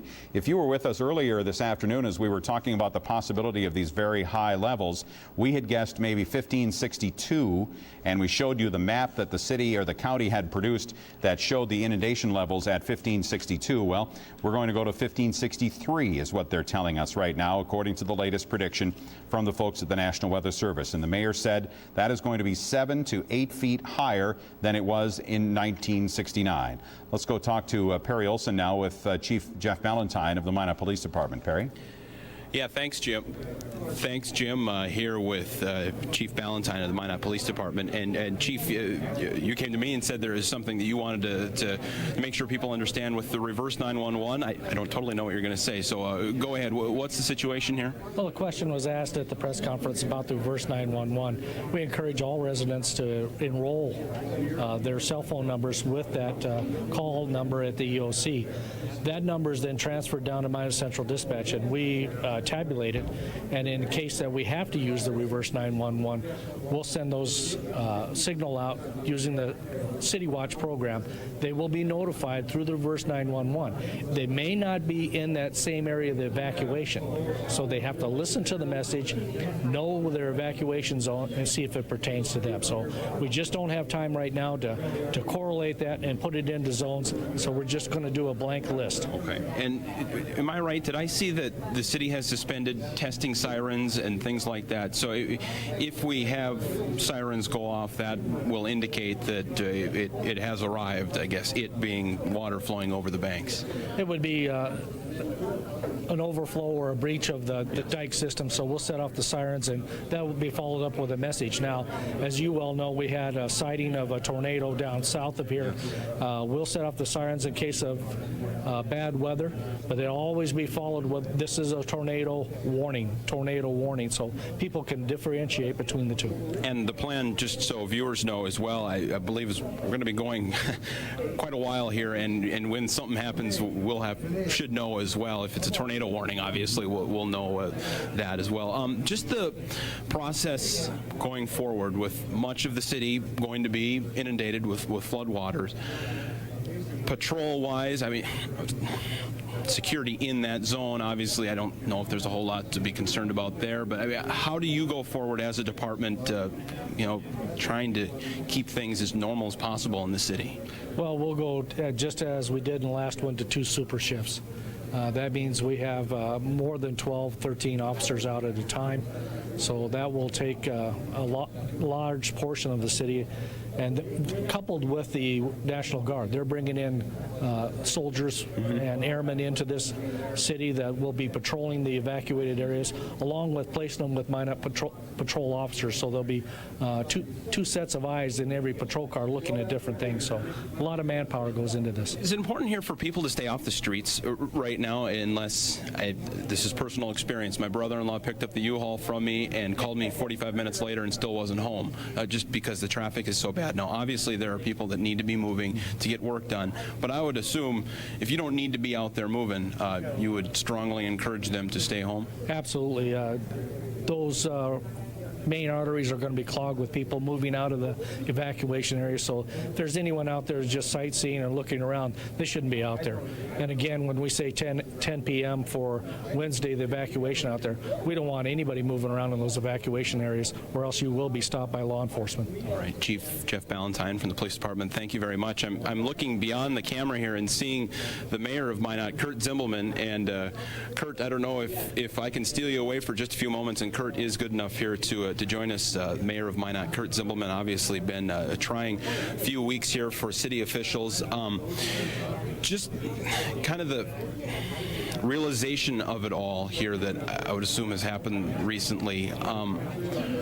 How are city folks handling it, and officials, and going forward? Just what do you expect? I mean, it's kind of a broad question, I know, but I mean, what do you expect from the citizens of Minot? Maybe is a good question. Well, I think the citizens have done everything that we've asked before, and I think they'll continue to do that. As far as staff and people that are working around this, they're doing what they have to do to make sure that we protect the people that, we're in charge of. And so we'll continue to do that. Being that this could last very long, we're talking weeks of high flows from the dam, the Darling Dam. Vital for people to stay away and just stay on the north side of town and south side of town and stay off the roads. I mean, what do people need to do who maybe are not affected by this? Well, if you don't need to be in that area, please, we'd ask that you don't go down in there. Certainly we'll have plenty of security down there. We don't know exactly what's going to happen at this point. We'll find out in the next few days. I mean, it seems like we have these conference calls on a regular basis, and every one we get, things just get worse. It doesn't get better. And when we look at some of the numbers that we're seeing now, they're just out so far off that astronomical too. Yeah. Going forward, though, just people be vigilant and keep their ears open, obviously, for sirens or anything like that, and kind of be good North Dakotans, I would assume. Yeah, and we'll do the best that we can to get any information out, any new information that we can help people with. We know they're struggling with furniture and homes and family and all those kinds of things, so we're going to want to get that information out to them as quickly as we can. One last question on that evacuation map that we've seen for a few weeks. I'd asked you about it. It is a possibility with higher levels that may be expected that could grow. I remember thinking when that came out the first time, thinking, well, maybe if you were a block out of it and not in the evacuation zone, you may be thinking, oh, good, I'm in good shape. You shouldn't have that feeling right now, though, I would assume. And as you said, all people need to prepare. Yeah, and even myself, I'm thinking, if I'm on the edge of that last evacuation, really do I have to move, or what should I do? As we looked at this, and still as the numbers come in, I mean, we could have some really catastrophic type of event here, and it will be. There's not much of a doubt. So I think people, have to understand that, you know, even if you were on the edge before, you may not be on the edge the next time. You had talked about back in 1969, number 1555, I believe, and now I can't remember the number you have, 62, 7, 6, 7 We're talking feet. 7 feet higher, so if people... Sean Sitma, if you saw it or not, had a story the other day where there was a marker on... Yeah, I saw it. I did. Can we expect at that mark, I know you're not a hydrologist, for the water to be 7 feet higher? 7 feet is 7 feet, isn't it? So that's... I mean, you know, we talked about, well, if it breaches, if it does this, well, if it breaches or if it goes over the dikes, eventually, as long as this water's up, we're going to become a pool. I mean, we're going to become a lake. And it's hard to accept, it's hard to really believe, but I have some real concerns. It's reality. It's I guess you deal with it, which thousands are right now, obviously, and many more as well. Kurt, thank you very much for the time. Kurt Zimmelman, Mayor of Minot, talking about this press conference that started about exactly an hour ago, talking about this newest crest protection. And Jim talking to someone before that earpiece is not going to work for me. Sorry. Talking to someone before this, being someone who is being evacuated once again, and you know, knowing where the water was at my house in 1969, and you just heard the mayor say it, 7 feet is 7 feet more than back in 1969. It's I wonder what folks are feeling right now. I almost have a feeling of, it's weird, it's almost relief knowing what is going to come. These past few weeks have just been so trying. Every day waking up nervous to see if it was raining outside or seeing what the forecast was. It's just something about not knowing that is so tough to handle. And you know, now that we're at a situation where we may know what is coming, we just kind of have to get ready for it and handle it and hope and pray for the best. That's certainly what I'm doing, and I know thousands are as well. So that was a personal note. How about that? It is 5 o'clock. We'll send you back to the studio and Jim. All right, thanks, Perry. And you're right, all anybody can do is just deal with the situation that is in front of you. And we are certainly sending our best wishes out to everybody who has to deal with this, whether you're in the city of Minot or anywhere along the Mouse River trek through our part of the country. I got a call from the Renville County Emergency Manager and want to just update you on the situation for evacuations for people at Mouse River Park and in that area. They are now ordered to be evacuated by Tuesday night. Tomorrow night, you must be evacuated from the Mouse River Park and from that river valley there in Renville County. And of course, the evacuations in Minot are beginning. No doubt people are starting to get their things together and figure out where they're going to go again, as this just happened a few weeks ago. The evacuation center, the center that's available for people who need shelter, the shelters are going to be open in Minot at the auditorium. That's at the city auditorium. And the mayor said they're open now, so that should be available to you now, courtesy of the Red Cross, no doubt.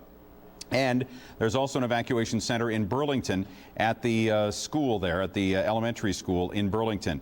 I guess we can probably go with the same estimate we did before. Some 10,000 people from Minot are now going to be evacuating over the next 48 hours, moving out of their homes in advance of the largest flood in the city's history. And not only just by a little bit. This is going to be the largest flood in the city's history by several feet. The highest level ever reached in Minot previous to this particular flood event was, let me just look it up to make sure I get it right. It was a total level of 1558 set in 1881. So we're now expecting to go to 1,563 feet. 1,563 is the prediction. So 5 feet higher than the highest ever recorded in Minot at the Broadway Bridge is the current projection from the Corps of Engineers and the National Weather Service. So the largest flood in Minot history. The evacuations must be done by 10 p.m. Wednesday. Evacuation pretty much the same schedule in Burlington, maybe earlier. Wednesday evening is how the mayor put it in Burlington. And other areas of the county also under evacuation orders where you are alongside the Mouse River. And we have a little bit of weather update. Tom is with us now. Maybe we can go to the weather graphics on your computer, Tom. Well, actually, a couple of things. One, if we can go to the Titan radar box there. That's actually that's the basin average rainfall. That's the latest. So they're talking about a bullseye of an inch just north of the international border. But that's an average. You get underneath thunderstorms anywhere in western North Dakota, you could get a lot more than that. Can we switch computers and go to the radar?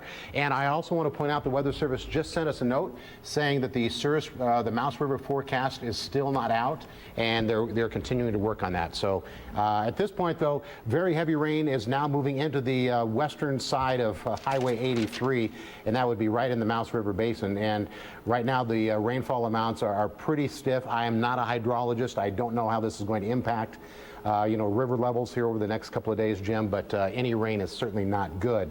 But showers and thunderstorms, fortunately not severe weather. We had a call from somebody in Powers Lake.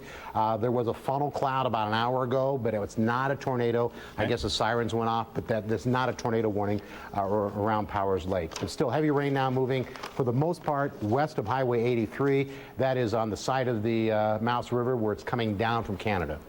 All right, thanks, Tom. 7 feet higher than 1969. That's what we're now expecting from the Mouse River in the next week or so. Sunday or Monday for the crest in Minot. Slightly before that for the folks in Burlington. Evacuation mandatory for those in Minot who live in in any of those 9 zones that were published a few weeks ago. They're available online now at the city's website. They're also available on our website at facebook.com/KXNews Minot. You can see the evacuation maps. If you were in it last time, you're in it this time. You must evacuate by 10 p.m. on Wednesday for the city of Minot. We'll be back with more on our continuing Flood 2011 coverage here on KX News. It's a sad day. That's how Mayor Kurt Zimbelman summed up today's news, that the city of Minot is facing its largest flood ever. 10,000 people or so are being evacuated, told they must leave their homes living along the Mouse River through Minot by 10 p.m. Wednesday. And we're told that the river is going to come over the banks, it's going to come over the dikes and inundate large portions of Minot, 7 to 8 feet higher than the levels that were reached in the 1969 flood. That was the famous Mouse That Roared flood. You probably have heard of that. And that flood was a historic one for Minot. Well, this flood is going to blow that away. 7 to 8 feet higher is the projection for the river to reach in Minot than it reached in 1969.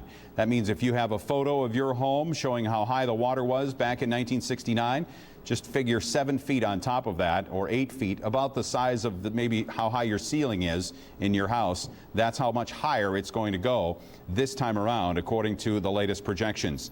This all was started because of the high releases from the dams in Canada, which started over the weekend, were ramped up on Sunday, and then hit a kind of a crescendo today with some 23,000 CFS. Meanwhile, Minot has been busy trying to shore up the critical infrastructure areas. Originally, we were told yesterday they would be building the dikes throughout town to try to hold back 11,000 CFS. That now has become an impossibility. That will not happen. The dike building has ended, but what is being built is a series of secondary dikes to protect the critical infrastructure. Things like the lift stations that the city depends on for sewer service, and some of the other issues, some of the other parts of the city infrastructure that needs to be protected. The water plant, the sewage treatment plant, the lift stations, and that sort of thing. So the dikes will be being built in those areas. Also, a critical issue is North Broadway. The North Broadway Bridge is going to be kept open because of a dike that is going to be shored up and built up in the Sammy's Pizza area there on 4th Avenue. And then secondarily, a dike will be built on 3rd Street from the river over to University Avenue. So 4th Street from the bridge to 13th Northeast, and then 3rd Street from the river to University Avenue will be built up to keep Broadway open, running through the heart of Minot. Other than that, all other bridges in town are going to be closed down over the next couple of days. Now, I shouldn't say that. It'll be closed after the evacuations are done. And the bridges, I never did hear a timetable on that, but obviously as water approaches those bridges, they will be closed. And they fully expect all of the bridges in Minot, except for the Broadway Bridge, to be closed because of this flood emergency. Evacuations are mandatory by 10 p.m. Wednesday for people living in Minot in any of those evacuation zones. Earlier in the day, we heard the news that Burlington is ordering evacuations of its citizens as well on Wednesday evening. Late afternoon, early evening is what Mayor Jerome Grunberg said he would like to see for people being evacuated from Burlington. And the same goes for the rest of Ward County along the river. So if you live along the river in Ward County, you are ordered to evacuate by Wednesday evening, Wednesday night.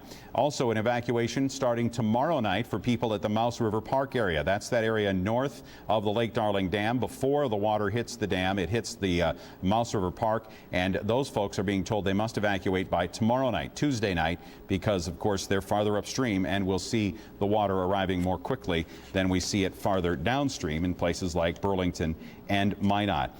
You know, there's really not much more to say, except I hope that you have time now to make your plan get to work, to put your plan to work, put it that way. And that plan, I hope, involves a chance to save all of the valuables that you want to get out of your house and to find shelter. And of course, there is a shelter open in Minot. It's at the Minot Auditorium. That is open now. The Red Cross is operating that. I received a call that said that the shelter at the Burlington School is not yet operational. So the Burlington School is not open yet. They'll let us know when they do open, but they say if you are in the Burlington area, you're welcome to come to the Minot Auditorium and seek shelter there if you need it. Now, of course, the evacuation is not mandatory for people in Minot until Wednesday night at 10, so you still have some time to make all of this happen, but obviously it's going to be a very busy time for thousands and thousands of people who are having to deal with this news that the city of Minot is going underwater.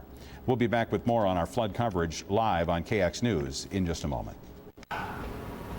Well, hello again. Meteorologist Tom Schrader here looking at the latest HD precision radar. Numerous small little thunder showers and thunderstorms are moving through north central North Dakota. They're working their way from southeast to west or northwest, and it does not look like much, but anytime you see a little bit of yellow there or red, it is a torrential downpour. Now, I do want to stress, I'm not a hydrologist. I had to study it, but I'm not a hydrologist. I don't know the impact that this is going to have on the river levels. That's better left for the hydrologists and the National Weather Service and the Corps of Engineers. But I will tell you that we're getting numerous reports of very heavy downpours. Most of the heavy rain now is on the east side of Highway 83, or on the west side, excuse me, of Highway 83. Rather, a lot of hit and miss thunderstorms. There's not a lot of left off to the southeast. I'm looking at a different product off the air here. It's called radar estimated rainfall. And parts of Montreal County, which really isn't a concern for the Mouse River, you know, it's gotten between 4 and 6 inches of rain just in the past 24 hours. But south of West Hope and between West Hope, Upham, and Glenburn, those storms right there, which are working their way to the northeast, are dropping between 2 and 3 inches of rain. So the stuff that is heading towards southeastern and you know, Saskatchewan, those are very heavy rain showers, Jim. And right now, all this is now starting to fall on the west side of Highway 83, which is where the water is coming down from Canada. All right, thanks, Tom. That's an update for you on the weather situation, and we continue to see rainfall in the area, so we hope you are aware of that and the possibility of heavy rains. And of course, that can affect you whether you're in a flood zone or not. We could see some big washout type rains this evening once again, as we have throughout the day in parts of western and central North Dakota, so be aware of that. The city of Minot is under an evacuation order starting Wednesday night at 10 o'clock. And folks, this is not an instant replay of 2.5 weeks ago. This is the real thing. This is a flood that is nearly certain to hit Minot and drown much of the city. The current projection from the National Weather Service has just been issued, and Joe is showing it to us now. You see how it climbs up into areas where they had to expand this chart in order to be able to show it to us, and they're saying it's going to hit 1563.4 sometime on Saturday or so. That's a little earlier than what we were told earlier, I thought, but anyway, they said at the press conference, they had said the 26th and the 27th. But the National Weather Service is saying it's going to hit on the 24th into the 25th. So that is a big difference right there. So we'll say the 24th to the 25th instead of the 26th to the 27th. And that is the latest projection from the National Weather Service. You notice it kind of just has a fairly steady rise through about Thursday at 5 p.m. and then that's when they have opened up the gates then at Lake Darling, and the dam will be pouring out 16 or 17,000 cubic feet per second, forcing that river level to go just meteorically high, way above the record set back in the 1800s of 1558, and probably 7 to 8 feet higher than the levels that were reached back in 1969. I heard Perry say at the end of the press conference coverage there that this almost, puts a little bit of finality to this. Finally, we can stop wondering what's going to happen. And Perry is with us now. And newsflash: I don't know if Tom Schrader is. It's raining. It was raining quite hard. He's wet, which just really adds to this. Yeah, well, that's. Yeah. I don't know. I was talking to someone. My dog too. Exactly. Yeah. I was talking to someone before the press conference started, knowing what was going to be said, obviously, and saying, wow, you maybe feel the same way. I know my wife, for one, feels the same way. I'm sure thousands feel the same way. It's just. Every day. Slow motion water torture. Every day you watch Tom or you watch Joe or whatever, and you just hope and pray that it's not going to rain, and obviously it did. And it just knowing what is coming now and realizing just how enormously indescribable, horrible this is going to be is almost, it's like, okay, well, at least I have an answer. Yeah. It's like taking a test in school. So how's that flooding going in Minot? How'd I do? Couldn't really get much worse, as a matter of fact, yeah. You wonder how it could get much worse. When I asked the mayor that, and he had seen Sean's story where that mark, and I'm sure it's in there, are we looking at 7 feet higher than that? And he said, 7 feet is 7 feet, which maybe it was a dumb question, I don't know. Well, but that's it. So we have a picture, in fact, of our home from the 1969 flood, where the water was just up to our home, the home I grew up in, the home that you grew up in. The water is just up to the floorboards, kind of the main floor. So it filled up the basement right up to there. So what they're telling me is that now it's going to be up to the ceiling on my house. I live around the corner from him, and I was told stone's throw by a very erratic tee shot, maybe. Yeah, exactly. Was told by my next door neighbor, Wally, who's been there for many, many years, and back when all this was kind of starting, Melissa, my wife, asked Wally. He said, "Well, where was what happened in '69?" He said, "It barely got to your floor level, which is basically the same." Yeah. Okay. And you just know that 8 feet. That's the height of the ceiling in most houses. It will almost be to the roof. Yeah. Maybe the reporter in me coming out, I was talking to the guard personnel, wondering if, when all this is here, will we be able to do stories where we're on boats in there? I can just see myself doing a story in a couple of weeks, standing on the roof of my house. Check out mine too while you're there. Whether or not, and whatever house it is. It's just. But you think about how. Yeah, 7 feet is 7 feet. I thought that was kind of a telling statement. And sad day is how he wrapped up the press conference. Oh, it's an extremely sad day. I was talking to Jean Shemp walking out from WGO, walking out of the City Hall, and she's in the same boat. Their home is done for as well. And she said, is there any comfort in knowing that you're not alone in it, and that there are so many, and maybe it is. Is there comfort in numbers? You don't want it to happen to anybody. I guess I don't think that way. I feel sorry for anybody that this happens to. I've felt terrible for people who have had it happen to them already this year. They're out of their houses now for 2 months. Yeah, and they have to go and look at it every day and see it sitting in the middle of the water. It's awful. It's horrible. I'll feel awful, and whether another person feels awful, it doesn't really matter. I guess. True. That's true. That's true. But we certainly have empathy for each other, I guess. So, out there is what I'm talking about. So anyway, okay, so you're going to put that together. Yeah, was there anything there? And then, if you can find a story in there, put that together, and then you're excused to go and evacuate houses. So, I can't go to bed? No, there'll be no bed for you. Okay. So you get to work. All right, thanks, Perry. And so he'll have that put together for us as we continue our coverage throughout the evening here. Our plan is to go, you have a deadline, Perry. You need to have it done before 7, because we're going to have a station meeting at 7 o'clock to talk about our plans for flood coverage and dealing with the flood situation. So our nonstop coverage will stop at 7 for a half hour so that we can make those plans, and then we'll resume with our round-the-clock coverage. We have plans in place already for this ugly mug to be with you until about 10 o'clock tonight or so, and then Sean Sitma will be here with you from 10 o'clock tonight until 6 in the morning, and then Perry Olson will be here with you from 6 a.m. to 2 p.m., and then I'll be back at 2 o'clock, and we'll do it all over again. It's almost like a police shift, so that's what we have lined up as far as who will be talking to you directly. And we're also going to have, of course, our reporters who we have to figure out how to deploy, and our photographers, and our weather people, and our people behind the scenes who push the buttons to make things work, and access to various parts of town, and you know, a lot of questions that we have to talk about. So we're going to be taking a break at 7 o'clock for a half hour to cover those issues. But between now and then, we'll continue our reporting on what's going on out in the city and in the area. And let me just go up and down the Mouse River briefly for us here now, starting in Sherwood.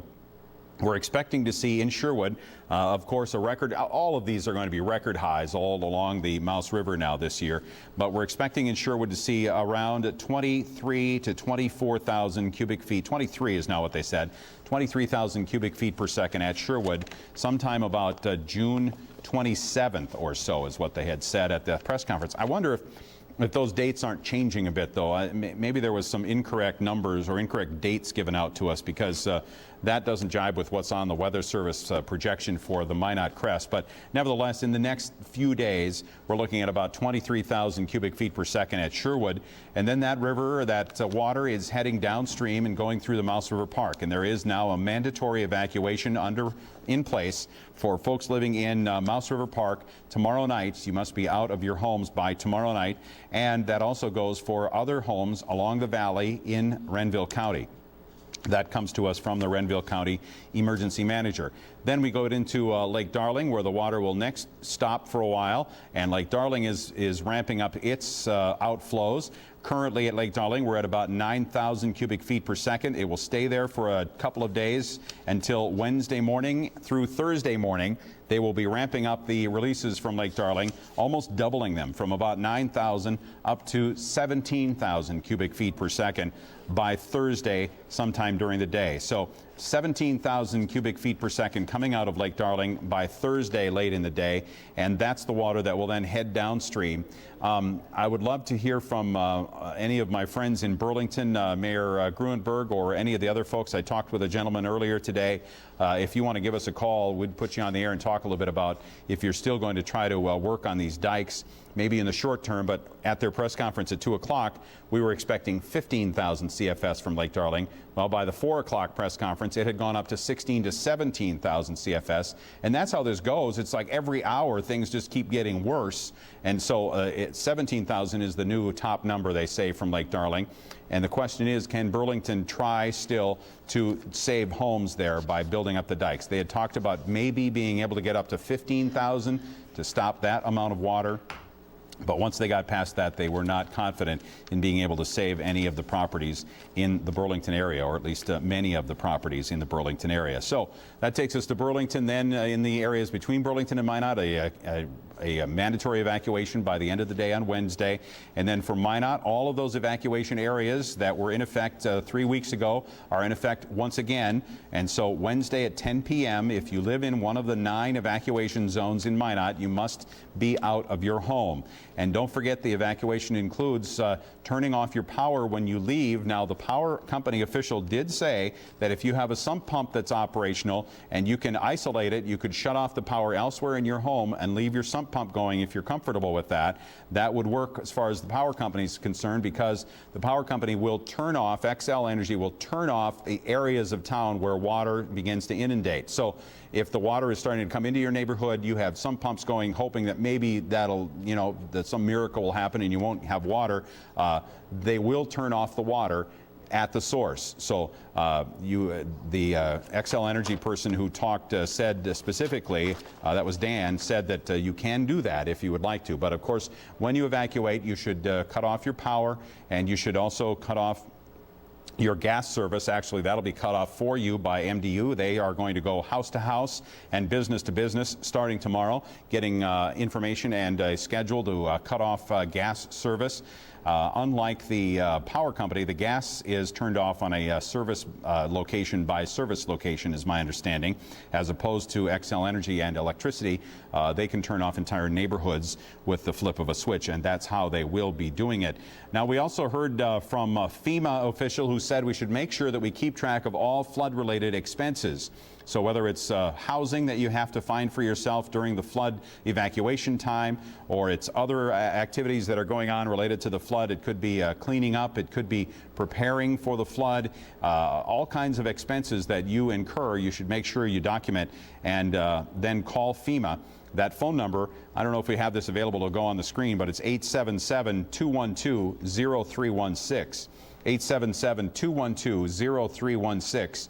That's the phone number for FEMA. I put that on our website, on our Facebook page, so if you search through there, you'll find it there as well to get the latest phone number, get that phone number for FEMA so you can call in information. And I'm sure that you are able to amend that later on if you incur more expenses, which you almost certainly will over time. The folks from, then Rick from the Corps of Engineers talked, and Perry was asking him, so what is the plan here? Are you going to keep the levels very high coming out of Lake Darling for a while to try to bring down the level of the lake, so even after the inflows drop below the 15 or the 17,000 CFS, will you then keep 17,000 going out to make more storage space?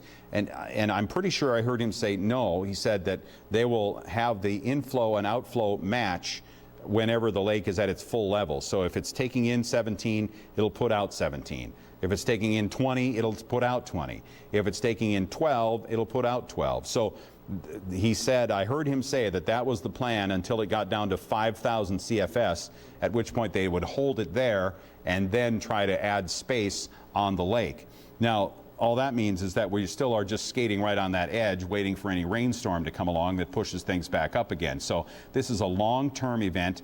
2 weeks is the estimate that we got from the FEMA representative, Rick, and he said that they are currently working with an estimate of 2 weeks that the water will be flowing over the dike system in Minot for 2 weeks. And so that means you're going to have water in your neighborhood 7 to 8 feet higher than it was in 1969 for a period of 2 weeks. That's the current estimate. And as we heard the mayor say, it seems like every time we go into one of these conference calls, the news is worse than the day before. So at this point in time, the estimate is 2 weeks. Who knows what it might be tomorrow? But that's where it stands right now. The mayor also pointed out that we have, the National Guard here, and the National Guard Adjutant Generals, Dave Sprincinatic, was here and said that the current level of troops is 150 for the National Guard, going up to 350 tomorrow, and he said there are another 300 Guard members who have been alerted to the possibility that they would be deployed to Minot to help out, and to Ward County to help out in this situation. Obviously, also, Alan Walter, I want to cover this before I take a break. Alan Walter pointed out, the City Public Works Director, that the city's water supply has been compromised, not in any sort of way that it has been, made undrinkable, but the pumps, the aquifer, the Sundry Aquifer, which is located in that area to the southeast of town near the KOA campground, the Bison Plant area they call it, those are no longer available to the city. So the city has lost the supply, its main supply of water. And so the city is asking you to be conscious of your water use, to please, reduce the amount of water that you're using, cut down on how much water you use no matter where you live in town, whether you're in the flood zone or if you're up on one of the hills. You should reduce the amount of water you're using in an effort to make the Minot Aquifer last as long as possible. Now that Minot Aquifer, I want to find my notes on that, has currently 11 wells that pump water into the system. It is a much less, a lower capacity system, however. So he said that we can continue it for a period of weeks, but eventually we'll have a hard time meeting the demand of water unless we cut back. And so that's the request from Alan Walter, the Public Works Director. How about bridges in town? Almost every bridge in town is going to be closed ultimately by this, probably starting Thursday or so, when the water starts to really go up in its level on the gauge. Alan Walter said The 16th Street underpass will stay open because of some of the diking that they're doing, because they need access to the water treatment plant. But he said there is a lot of work going on to protect the infrastructure in the city. That is building these dikes up, 8 feet, 10 feet, whatever it is, they have to build them up from where they are now to protect schools, to protect some of the lift stations and some of the other critical infrastructure. So that work is going on right now. The secondary dikes are being raised to deal with that 17,000 cubic feet per second flow that is projected. Let's put up that hydrograph one more time and just show the folks now. We have the projection from the National Weather Service that predicts what we're going to see on the Mouse River in Minot at the Broadway Bridge. And folks, if you haven't seen this yet, if you haven't heard yet, we are looking at levels 7 to 8 feet higher than they were in 1969, the famous Mouse That Roared year. And look at that hydrograph. The green dots are the projections in the future, slowly going up to that 1555 level and then taking off into the stratosphere and reaching a level that, well, we've just never seen before, obviously, in Minot, up to 1563.4. That'll be 7 feet over the 1979 or 69 level, and that is also going to be a good 5 feet higher than the all-time record to this date that was set back in 1881. So those are the projections. You can see them in a text form there. I don't know if you can read it or not, but those are the flows they're predicting at the Minot Broadway Bridge. And they indicate, obviously, a major flood event for the city of Minot and for the county of Ward and for everyone living along the Mouse River from Canadian border back to Canadian border. A sad day in Minot is how the mayor put it. We'll be back to talk more about this flood fight in just a moment. Welcome back. Jim Olson with you here at about 23 minutes before the top of the hour of 6 o'clock. Obviously, we've suspended our normal programming to keep continuing, or keep covering rather, the flood of 2011. The flood that is now expected to inundate much of Minot, all of Minot along the Mouse River, to a level of about 7 or 8 feet higher than it reached back in 1969. That's right, floodwater is going to start coming over the dike system in Minot, according to the estimates of the National Weather Service, over the next few days. Now, it's not supposed to start doing that until maybe Friday or so, but the Weather Service is warning us, as are the Corps of Engineers and city officials, that now is the time to get your evacuation plan moving. We have evacuations ordered that you must be out of your home by 10 p.m. on Wednesday if you live in Minot in any of those evacuation zones. And I say those evacuation zones, we can maybe put up that evacuation map again. It's a map that is pretty familiar to people around here because it was put in place a few weeks ago. And the neighborhoods from one end of town to the other will be evacuating. And maybe instead of the map, I'm throwing you another curveball. Is Catherine's story in there now? Okay, well, let's do that. Catherine Ross was out today visiting some of the neighborhoods rather, that are being affected by this latest order to leave their homes.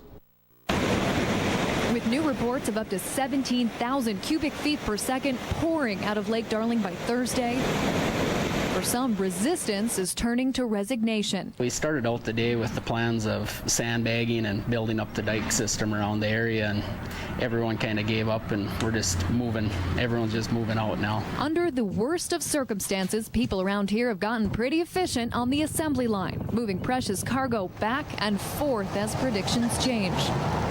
Well, 2 weeks ago we had a big crew here and moved everything out and moved everything back, or started moving back in this last weekend, and now we're moving it all back out again.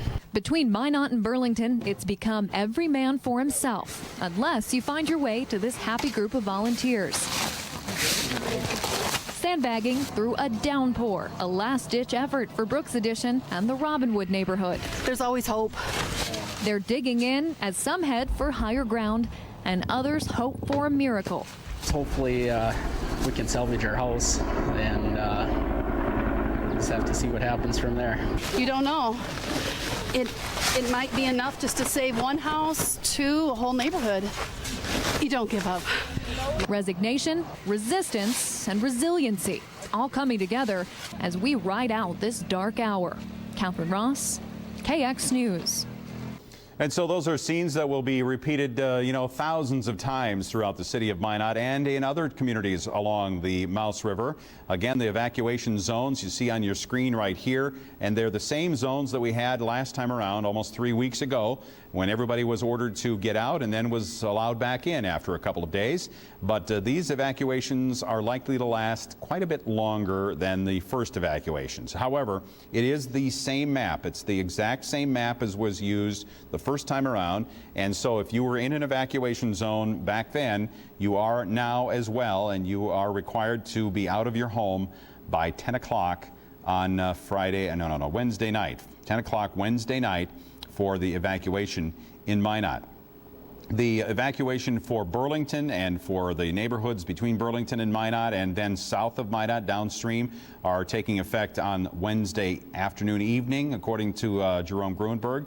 And the evacuation for the Mouse River Park area is tomorrow night. Tomorrow night you have to be out at the Mouse River Park area. We'd had an earlier estimate about 10,000 people or so evacuated in Minot. I certainly don't have anything to base this on, but I suspect we're going to be looking at more like 11 or 12,000 people this time around, with the people evacuated in Minot plus those elsewhere through up and down the river from Sherwood on back up to West Hope. So, not that the numbers mean anything, but probably 10 or 11,000 people being evacuated over the next couple of days because of the roaring Mouse River.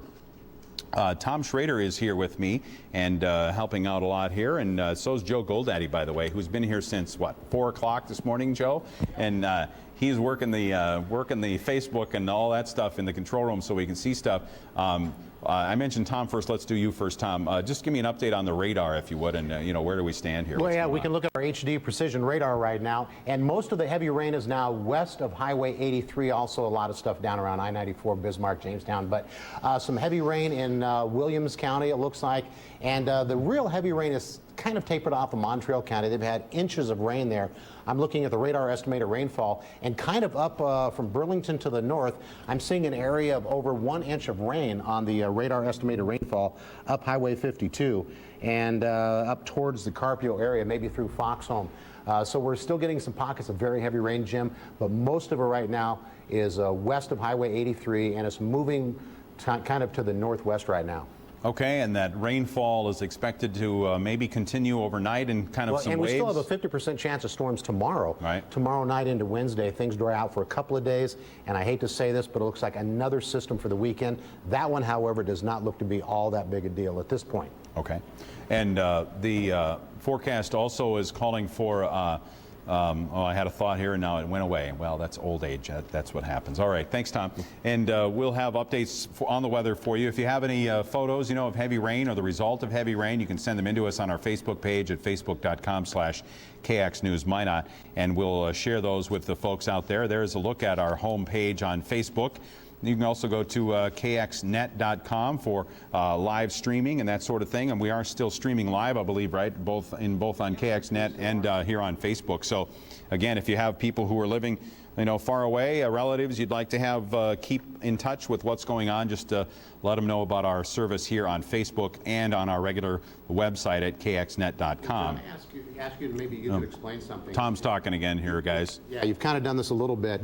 The 7 foot is 7 foot. Explain that. Does that necessarily mean that 7 foot is going to be, every building's going to be 7 feet higher, just certain areas? What's your best take on that? Well, and I'm pulling this off of Facebook. So that's what it means is that the river is expected to reach a crest level of 1,563.4 feet, if I remember right. Now, I haven't looked at it in a little bit. Yeah, 1,563.4. Just want to write that down. Is the crest prediction for in that Friday, Saturday time frame, and that is 7 to 8 feet higher than it was in 1969. So it's just a simple matter of take a look if you have any documents that show how high the water was in your neighborhood in that year. The Weather Service is telling us that it's going to be 7 feet higher this year. So, whether it actually reaches that level or not, I don't know, but that's the projection right now. And so if it was up to here, it's going to be up to there by the time it's done. All right, I just pulled that off Facebook. Next time around, or this time around. And again, I mean, as the river goes higher and higher and higher, it spreads out over a greater area. And so the number of cubic feet per second to push it up a foot in height at a lower level is going to be smaller than the number of increase in cubic feet per second at a higher level, because there's more area to fill up before we gain a foot. So you can't say it's exactly the same throughout, but this is the numbers that have been crunched now by the Weather Service, and they're saying 1563.4 as a crest. And let me just get the timing down here, because I was a little bit confused on that. Saturday. Are they saying 0.5? Oh, it's beyond there? Okay, I didn't click on that. Yeah, thanks, Joe. So they're saying 1563.5 to hit that level on the 26th. What's the 26th? Boy, I need a calendar. Okay, so actually Saturday night at 7 p.m. is the predicted time for the crest to hit at 1563.5. Okay, I'm just writing that down. Saturday at 7 p.m. at 1563.5 is the crest prediction. However, it's going to be above the 1556 level starting at 7 p.m. on the 23rd. Okay, so that's just 3 days from now, Tuesday, Wednesday, Thursday. So as of Thursday, it's going to be very close to the tops of the dikes in Minot. So that's why the evacuation order is set for Wednesday night at 10 o'clock in Minot. Where we came up with that 1563.5 number on this graph right here is that when you click on one of those green dots, you get a text version that goes out farther into the future. And so by going farther out into the future, we see that there is a higher level expected at that 1563.5 level at 0000 on 6/26. That would be midnight in England, but that would be 7 p.m. the previous day on the 25th here in Minot, North Dakota. So that's how you figure out the time when you're looking at that UTC as opposed to Central Daylight Time. Just subtract 5 hours. So Friday night, now there I did it again. Saturday night, 7 o'clock for the crest projection from the Weather Service at 1563.5. The diking in town, lift stations, pump stations, schools, City Hall, that's going on. The city is also working to keep North Broadway open, the Broadway Bridge. So that's requiring some diking there at 4th Avenue from the bridge over to 13th Street Northeast, and then also a dike from 3rd Street on 3rd Street from the river over to University Avenue. So those two areas are being built up with the secondary dikes right now to be able to hold back that level of 17,000 cubic feet per second, or that level of 1563.5. So that's what's happening for city infrastructure to try to keep a handle on things. There is no more work being done on the dike system in Minot. They are not being raised. The dikes are not going any higher than they stand right now, except in those areas where they're being raised to deal with infrastructure that needs to be protected. So the water will start coming over the dikes at some point after Thursday. That's the latest information on that. We're a little bit behind on commercial breaks at the moment, so I want to take a break and come back, and we'll continue our live continuous coverage of the flood of 2011 on KX News. Tonight at 6 on KX News in high definition. All along the Mouse River, the flood fight continues. We'll have the latest on what's happening today. Local news in HD, only on KX News at 6. A sad day in Minot. That's how Minot Mayor Kurt Zimbelman summed up a press conference that was held at 4 o'clock this afternoon, a press conference at which city officials and the Corps of Engineers announced that floodwaters are going to be inundating much of Minot. All of the areas along the river through town are expecting to see 7 to 8 feet higher levels than were reached in the 1969 flood. Water will start coming over the dike system probably on Thursday at some point, and the water will be going over those dikes for at least 2 weeks. That was the estimate from the from the Corps of Engineers official. Meanwhile, city officials are quickly working to try to shore up dikes around critical infrastructure. They're trying to put in diking around lift stations and pump stations, and also the city schools and City Hall, and also the city water plant, which is what we're looking at. I think later on in this video we'll see the water treatment plant. Also, the water sewage treatment plant is also being worked on the east side of town. So a lot of dike work going on, but it is dike work designed specifically to protect the city's infrastructure.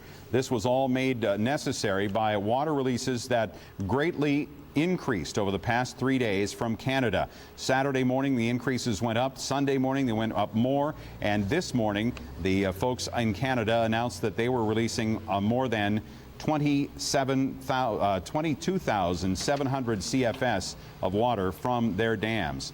Now, we did hear the governor speak today about the safety and security of the Rafferty Dam, which is the major dam. Right now, 17,000 cubic feet per second coming out of the Rafferty Dam. And the governor said he was in contact directly with the Premier of Saskatchewan. And that Premier Brad Dahl assured him that the Rafferty Dam is overwhelmed with water, but it is safe from a structural standpoint. He also assured the governor that if there were any structural issues that developed, the governor would be notified right away, and they would also take steps in Saskatchewan to relieve the pressure on the dam by constructing a temporary spillway system. That would be a system where they would cut into the dike at some point and direct water through it, because right now the gates at Rafferty Dam are completely open, and even in that state, they're having a hard time letting out more water than still continues to pour in to that dam located northwest of Estevan in southern Saskatchewan. So that was the update from the governor this afternoon, telling us where things stood. Catherine Ross has been out today. We're going to get her story a little bit later as our 6 o'clock news gets going. We kind of have morphed into a 24/7 situation here as far as covering this flood. We will take a brief break at 7 o'clock tonight for CBS programming for a little while, because we're going to work on our plans in the newsroom to make sure we know who is going to go where and when and how and why, and who needs to clean out houses and evacuate and things like that. So we have a lot of coordination to do here, because we want to keep on with our 24-hour-a-day, 7-day-a-week coverage of this flood fight for you, something that we're certainly committed to and will not back away from that commitment at all. So you can count on that, but we will take a little time off this evening to develop our plans further.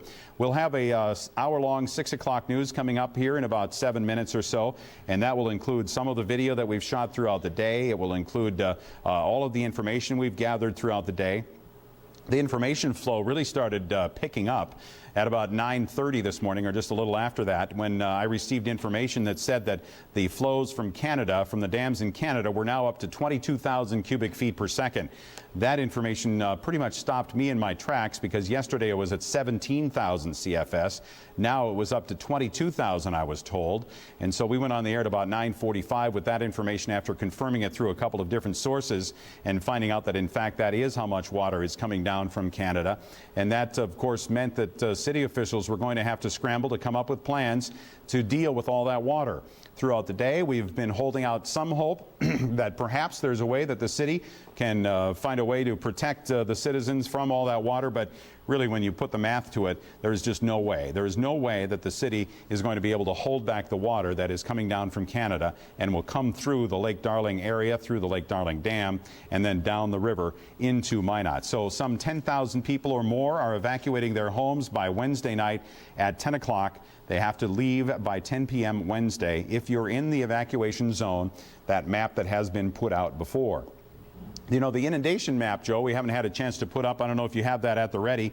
I have about a minute or so to fill here before that next break. So if that's available, we would look at that. These are the maps that the county had done that show different levels of the water. Okay, so this level is at 1562. That was as high as they figured they really needed to build it, right? It's never going to go higher than that. I mean, it's never been higher than 1558. Come on. So 1562 is as high as they did these. And now, of course, we're expecting 1563.5. So these maps show where the water will cover, and Joel will zoom in on it here and help us figure out where we are. That's the bypass on the left there, the 83 bypass. And now we scroll to the right, and we're looking at the Oak Park area, 4th Avenue, 3rd Avenue, whatever you want to call it, northwest, as it heads off to the east. And you see the Oak Park area and the homes that are affected by the flooding. Obviously, the blue means that we'll have water, flood water in those areas. And again, just to remind you what the mayor told us, we're looking at floodwaters that will be 7 to 8 feet higher than they were in 1969. There's Highway 83, North Broadway. And again, they're going to work to keep North Broadway open throughout this situation. And that will be a key artery to get people and products moving from north to south through town. Also want to remind you, as you look at this map further, that the city is asking everyone to conserve water. Please cut down on your water use because the city's main aquifer is no longer available because of flooding. So the backup aquifer is being used, and that will mean that we all need to cut back on water use. We'll have our special edition of KX News at 6 coming up next.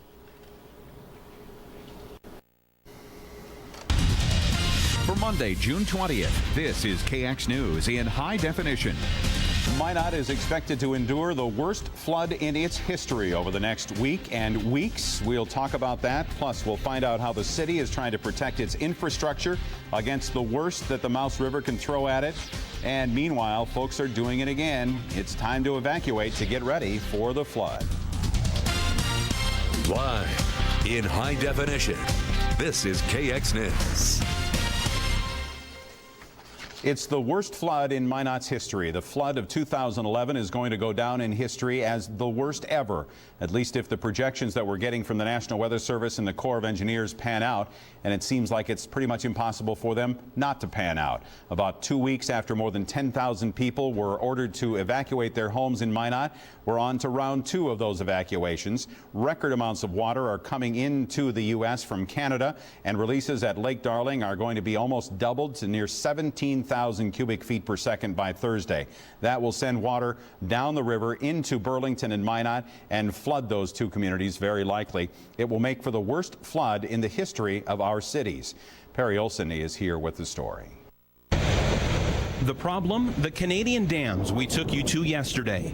The releases there flow south into the U.S. west of Sherwood.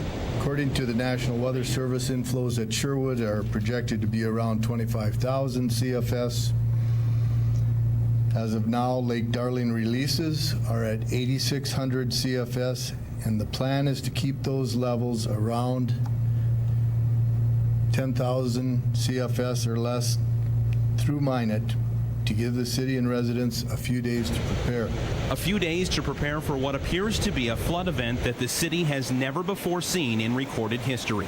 The system made to protect Minot may not be enough to save the valley from waters that should arrive from Canada at the end of this week and into next week. We want residents that were in the previous evacuation zones to prepare for evacuation. We are working on getting another profile inundation map to see if we will need to expand that area. There is no doubt that mandatory evacuations will take place, but we need time to take a look at the new inundation maps and get more information at the 1 p.m. conference call. You heard that right. More areas of town may be added to this evacuation zone area. So if you are on the edge, not in a zone right now, you too may want to begin the process of preparing for massive amounts of water. How about the dikes? Well, contractors we were told were at the ready are still being lined up. But listening to the Corps official today, the work they may be doing might be different than working on primary levees. Our contracting office right now is moving full steam to get all contractors on board that we can. Whether or not we can hold the levees, we will fall back to critical infrastructure. So we, no matter what, we are bringing all the resources we can in to protect what we can based on the inflows. Critical infrastructure, be it water treatment plant or other locations, seems to be the direction we're headed here, listening at today's first press conference. The best advice, if you are in an evacuation zone, prepare for the worst, for evacuation and water on your property, and to be gone for some time. Nobody knows what will happen for sure, but indications are this may be an event that no man can stop. Perry Olson, KX News. And in fact, it is an event that no man can stop, because that was the story that Perry put together based on our 12 o'clock noon press conference. And of course, there's since been a second press conference saying that evacuations are in fact mandatory. It was information that we suspected was true. It was confirmed by that 4 o'clock press conference. So as you probably know by now, evacuations are mandatory by 10 o'clock Wednesday night in that whole zone that we've shown you so many times through the city of Minot. Evacuations also in effect for Burlington and for the folks who live along the Mouse River throughout Ward County. We'll talk about more of that in just a moment, but Tom's here to talk about the weather and still some showers. Well, yeah, you know, earlier today we've had numerous reports of funnel clouds. I think there were 3 tornado warnings today, you know, one in western McLean County, I believe, and then the others farther south. But a lot of showers that don't look all that impressive on radar are dropping, you know, half-inch here, inch there. So we can take a look at the radar right now, and most of the heavy rain is now west of Highway 83 and heading to the west and northwest a little bit. And I checked the radar estimated rainfall just a few minutes ago, and kind of up Highway 52 towards Carpio, there's a band that the radar is showing, you know, an inch and a half of rain. Now that's got to go somewhere. I'm not the hydrologist, we'll let those people worry about that. But this is certainly not good news having this continued rain. Now, as far as the forecast for tonight, we'll continue to have a chance of thunderstorms. Another round of thunderstorms are possible tomorrow. One thing I did not see in the Weather Service forecast was the mention of heavy rain in tomorrow afternoon or tomorrow evening's thunderstorms. So maybe some potentially good news there. And then I think by Wednesday, Thursday, and Friday, Jim, I think we might have some days to dry out a little bit. All right. Thanks, Tom. And the evacuation order that came out this afternoon from that 4 o'clock press conference is now in effect as of Wednesday night at 10 o'clock. People in the evacuation zones in Minot must be out of their homes.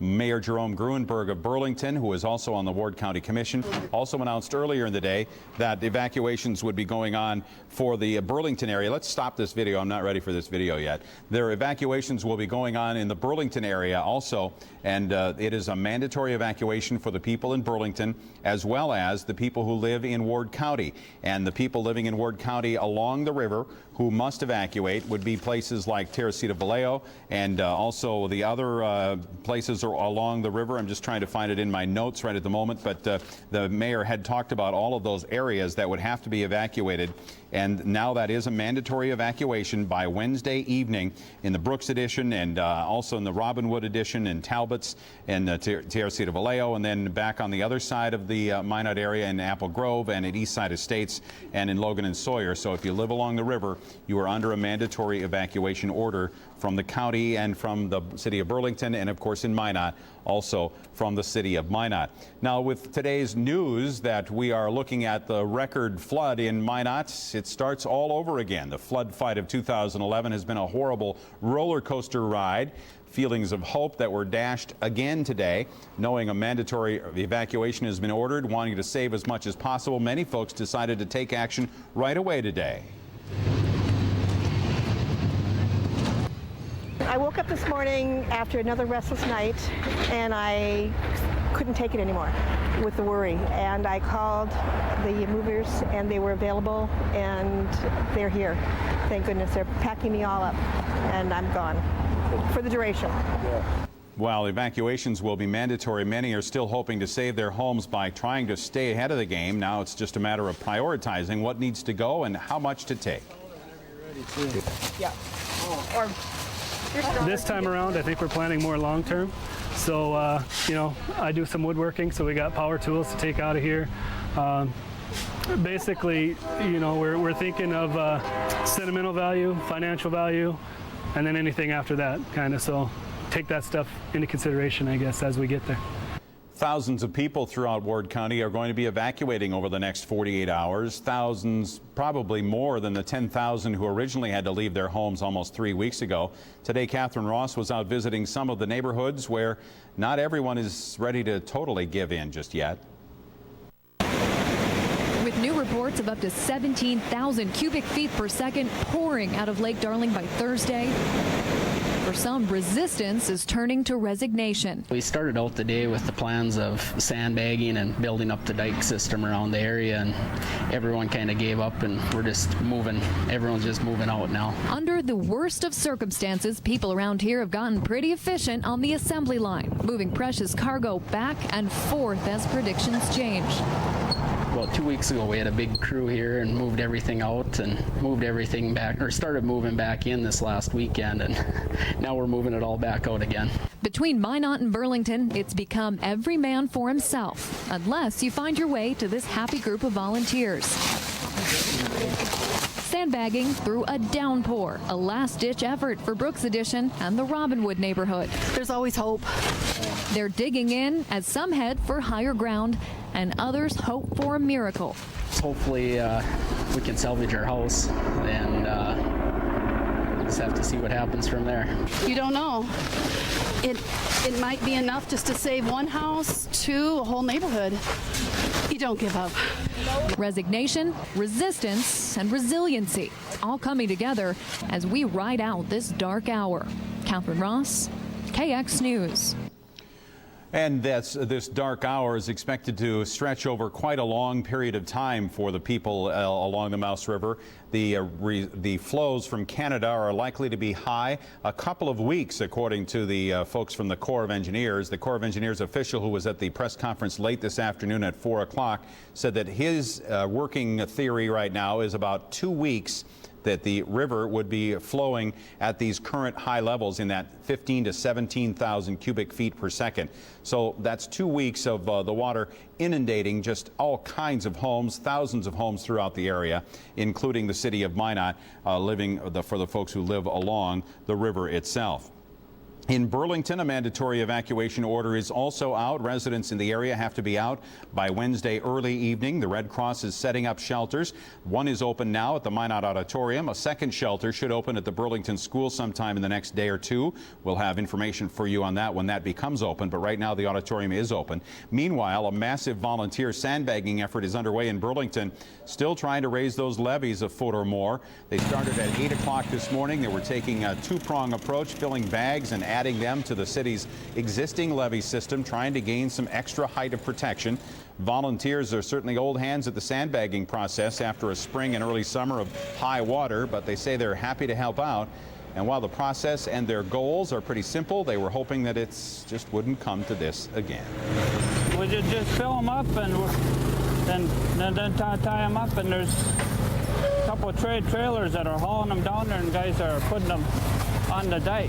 I think just to build the dike trees up and save people's homes. I thought the last time we did it, we were in good shape until you went up to Canada and came back with that bad news, Jim.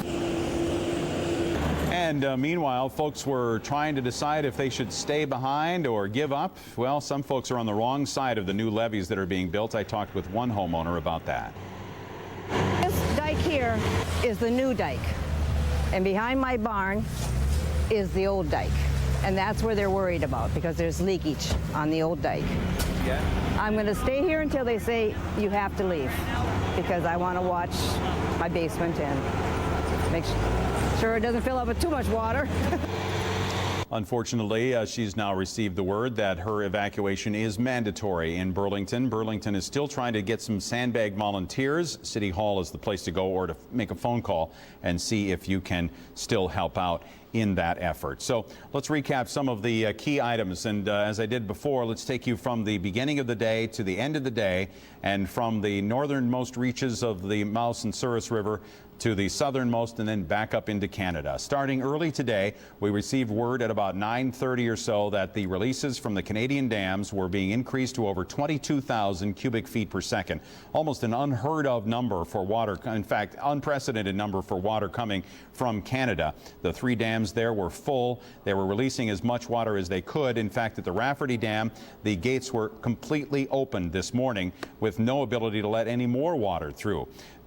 So the water is now on its way down into the U.S. after snaking through the southern parts of Saskatchewan and causing flooding in many towns in that area. It should reach the border in the next 4 or 5 days. It will then come down into Lake Darling, and Lake Darling is beginning to ramp up its releases as well. The city held a press conference at noon today to talk about what was going on and say that city officials were meeting on a conference call with folks from the Corps of Engineers and from the Game and Fish, from the Fish and Wildlife, and from the USGS, and from the National Weather Service, the National Guard. All of the involved agencies were together on the phone call that lasted, I'm sure, a good long time this afternoon. And in the end, there was no decision to be made other than what was reported at 4 o'clock this afternoon, and that is that the city is about to experience the worst flood in its history. Floodwaters are expected to go 7 to 8 feet higher than they were in the 1969 flood. That may be hard for you to fathom, but that is what we're being told by the officials who are watching the numbers. And as we told you throughout the day, taking a good critical detached look at those numbers, there's really no other conclusion you can come to. There's no way that the water can be held back at the Darling Dam in the amounts that it is being sent to the U.S. from Canada. So evacuations are ordered for the city of Minot as of 10 p.m. Wednesday. If you're in the evacuation zone as it existed a few weeks ago, you are in it again. It is possible, the mayor said, it is possible that others will be added to the evacuation zone, but that has not happened yet. What is the city doing? The city is right now working to shore up dikes to save its infrastructure, its critical facilities around town, lift stations and things like that, as well as the water plant, the water treatment plant, and schools in the city of Minot are being diked. The idea is to raise the dikes up to the level that the water is expected to hit. And of course, the latest projection from the National Weather Service, and maybe if we have that hydrology chart that we could put up there, the hydrograph, we could show you what the latest projection is at the Minot Broadway Bridge. It's at 1563.5 is the high.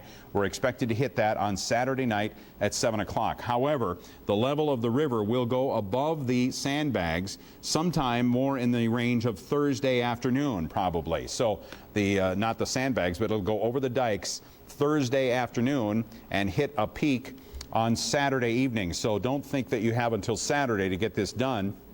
The flooding in the low-lying areas of Minot is very likely to start on Thursday in the evening hours. That's why the evacuation order is in effect as of Wednesday night at 10 o'clock. And that's how things stand for the city of Minot. For the city of Burlington, evacuation by Wednesday evening. Same thing for the county outside of the cities of Minot and Burlington. Now, there are shelters. There is a shelter open right now at the Minot Auditorium. If you have no place to go, you are welcome to come there. The Red Cross will take care of you there. And then in Burlington, they'll be opening up the city school, the elementary school at some point for shelters use as well. And again, the Red Cross is in charge of that. The folks from FEMA remind us that we have to do a good job of keeping track of our expenses. And if you have any expenses to report to FEMA, you can do so by calling them at 877-212-0316. 877-212-0316. That number is also on our website at facebook.com/KXNewsMinot. You'll find it there, so you can look up the number. But they encourage you to report your damages to FEMA to begin your claim in case the state does ultimately qualify for individual assistance. Of course, we had the news this past week that the FEMA officials had turned down the state's request for individual assistance. That's the kind of assistance that might help you pay for lodging while you're out of your home. It might help you pay for major damages to your home and for dealing with this flood fight. That was turned down by FEMA this week. However, the governor said today at the press conference this afternoon that he is confident that FEMA is reconsidering and will reconsider to the positive for the state based on what they're doing in the Bismarck-Mandan area in inspecting and finding damage. And now, of course, if we have 10,000 people, how many homes is that? I don't know the answer to that. What, 4,000 homes that will be underwater? I would say there is a very good chance that the state of North Dakota will qualify for that individual assistance from FEMA. So the mayor summed things up with just a few words at the end of the press conference. It's a sad day, and that certainly is something we can echo. A sad day as Minot now faces the worst flooding in its history. We'll be back with more as KX News Special Edition at 6 p.m. continues. You're watching KX News in high definition. News with Jim Olson and Alicia Hunt. Meteorologist Tom Schrader and Mike Elm Sports. Well, the almanac for today is showing us a high temperature in Minot of something that's going to come up on the screen at some point as soon as Tom finds the right button to push. How about that one? I pushed one here. Maybe that works. 65 was the high in Minot today.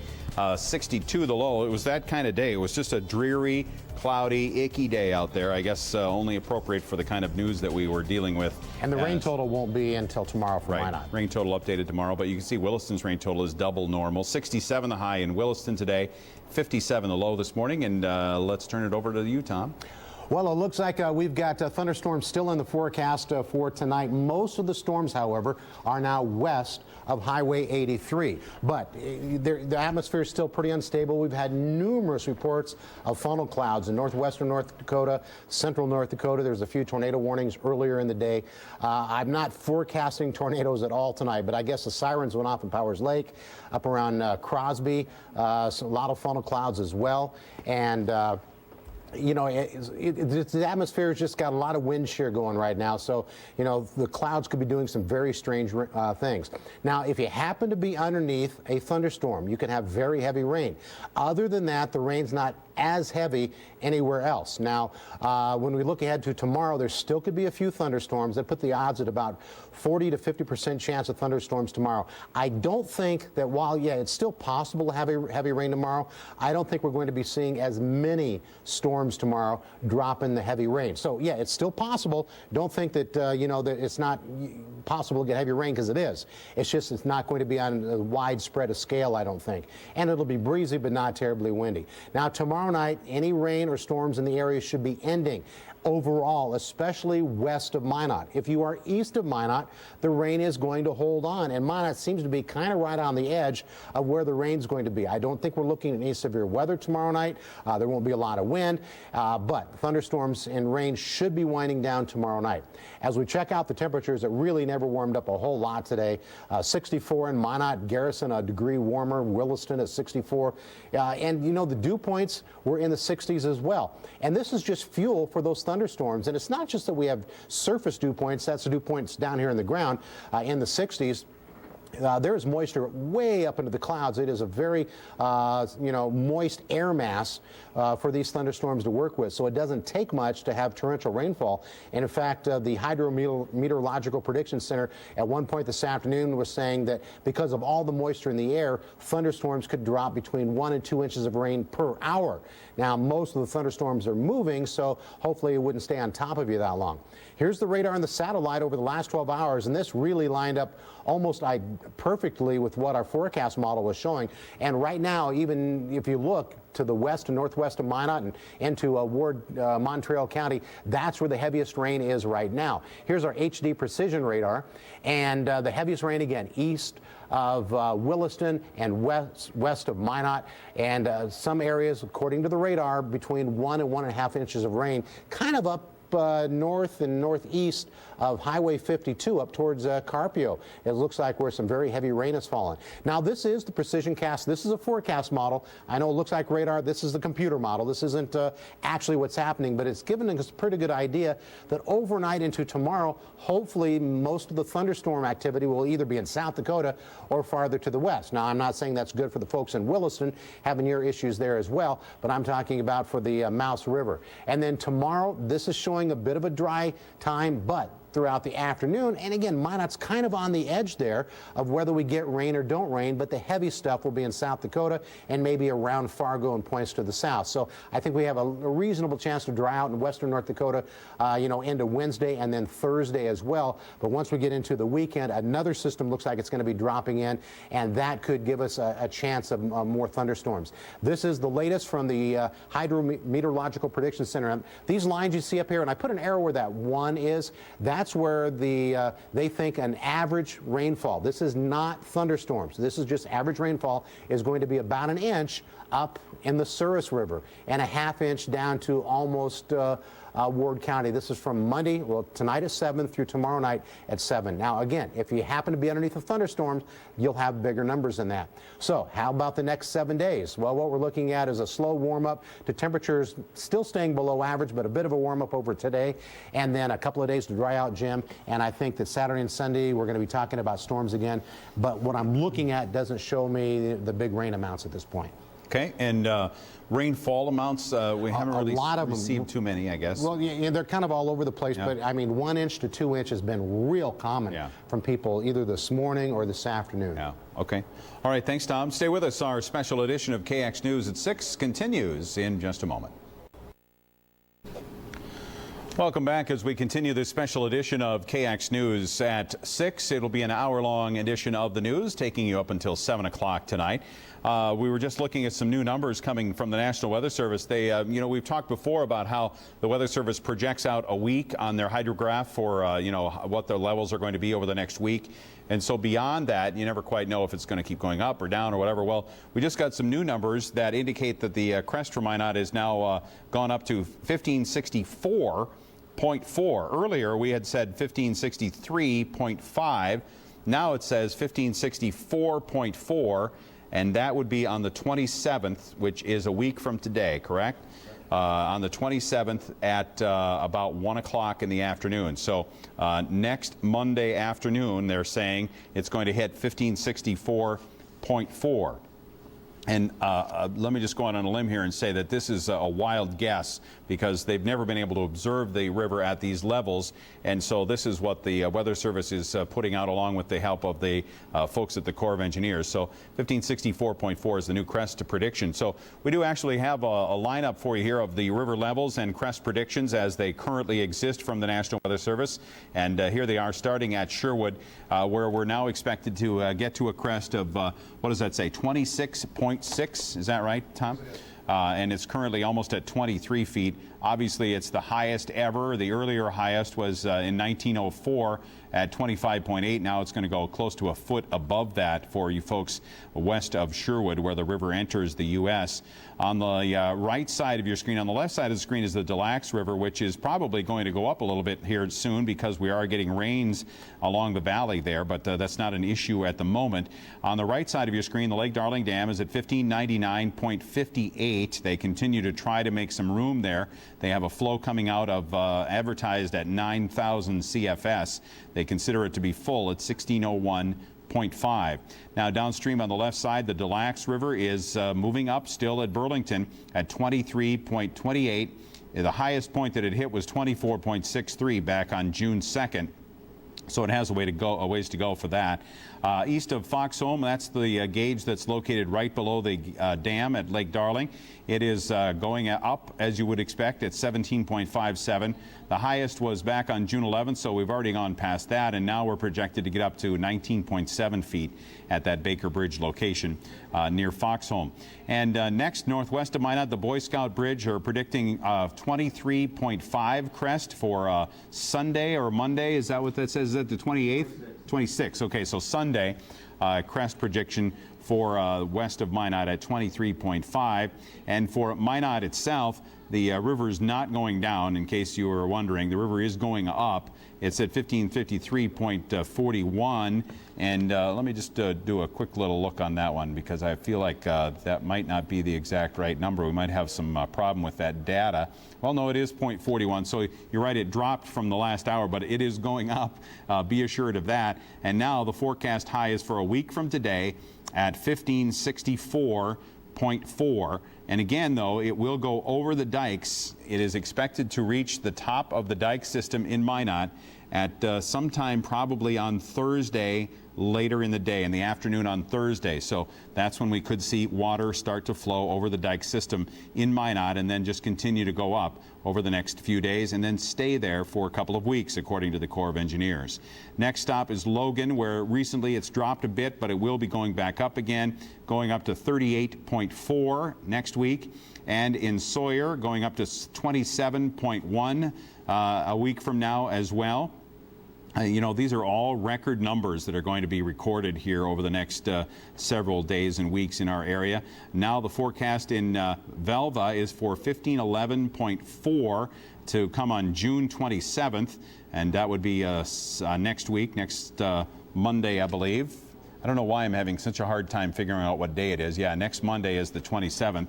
And then we go to Towner, where we already set a record earlier in the spring, and they're forecasting it to get very close to that again on June 27th at 57 feet even. At Bantry, we set a record earlier this spring as well at 15 plus, going to get very close to that as well. And at West Hope, Again, this is the forecast. Now, again, these forecasts only go out a week. So what's probably happening for Towner and Bantry and West Hope is that it's on the rise at the end of that 1 week period, and the actual crest is going to be higher than that once the water actually gets there, but it's going to be more than a week until that happens. So that's part of the reason for that. Well, that's a look at our river levels, and I'm going to throw a slight curveball to my friends in the control room and say that we're going to take a brief break here and come back with more news. And our special 1-hour edition of KX News at 6 continues here in just a moment.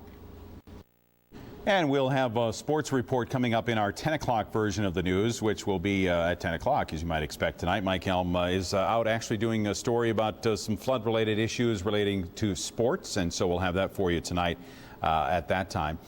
Just to hit some of the top headlines of the day.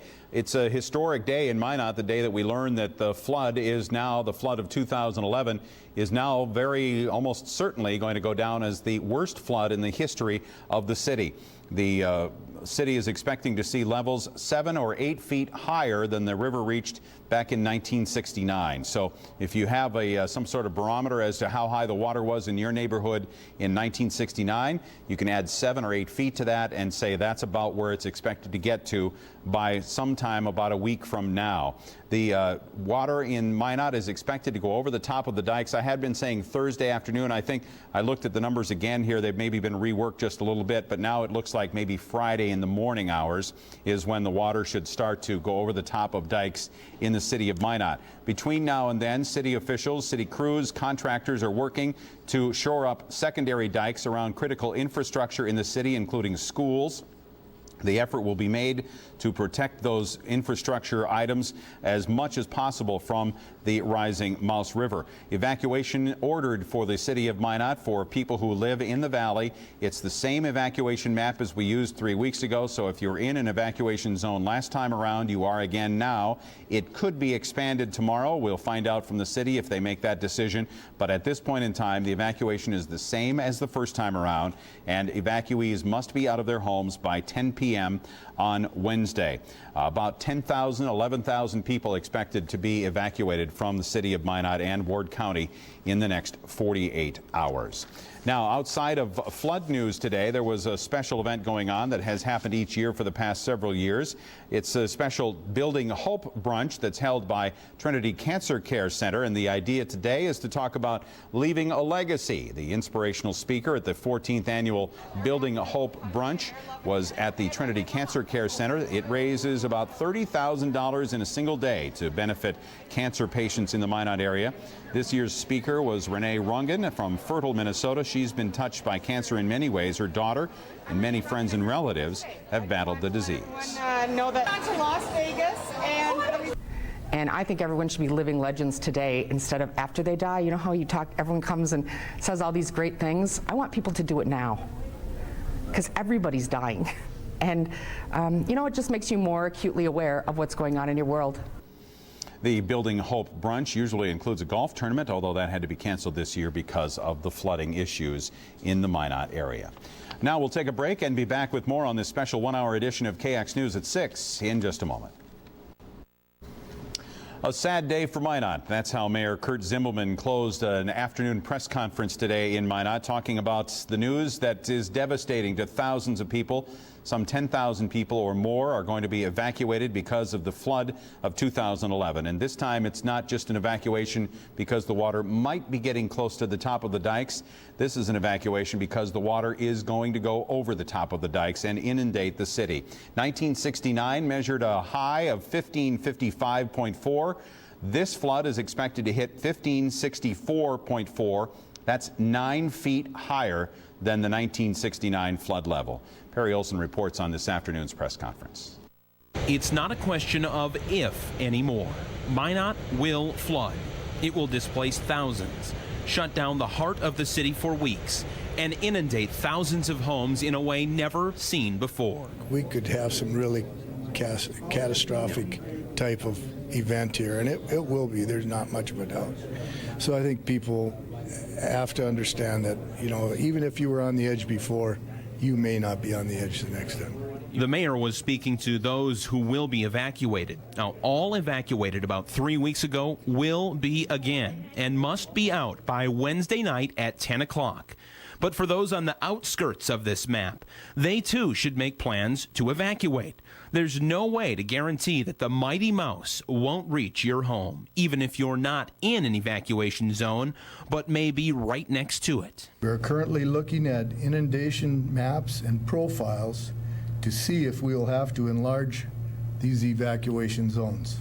Expect to hear more on that Tuesday, but the news to hear today, and let sink in, is this. We're going to become a pool. I mean, we're going to become a lake. And it's hard to accept. It's hard to really believe. But I have some real concerns. Concerns that will become reality. Flows of 17,000 CFS. That's more than 3 times the record amount before this year from the Lake Darling Dam on Wednesday will reach Minot sometime Thursday, Friday, or the weekend. And the emergency levee system will be topped.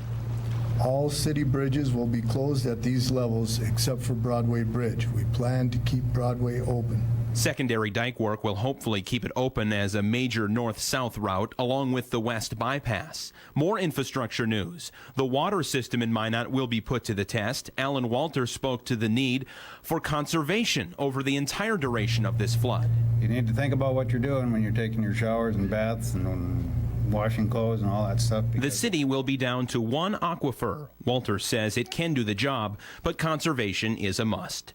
Now, the news is endless, but what citizens of Minot need to know is this. The battle to keep floodwaters in the banks of the riverbed will fail. Water will spill over and flood Minot in a way never before seen by anyone alive today. This flood will last for at least 2 weeks before the water may start to go down at all. This will be long. It will be devastating. It will change thousands of lives. An example of just how high the Mouse will rise comes from Sean Sitma's story from Sunday. Now, this marker indicates the level of the 1969 flood just east of Oak Park. We'll match this and cover it with an additional 7 feet of water.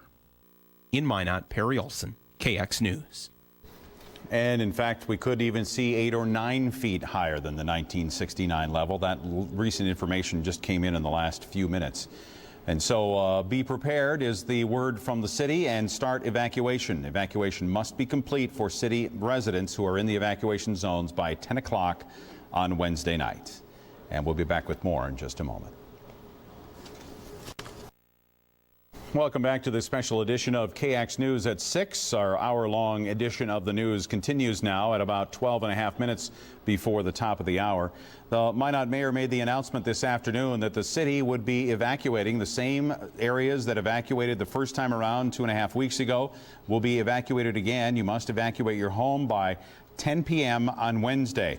The latest information from the National Weather Service and the Corps of Engineers is that because of increased releases of water from the Lake Darling Dam, they'll be hitting 15,000 cubic feet per second on Thursday, and they'll be ramping up leading up to that.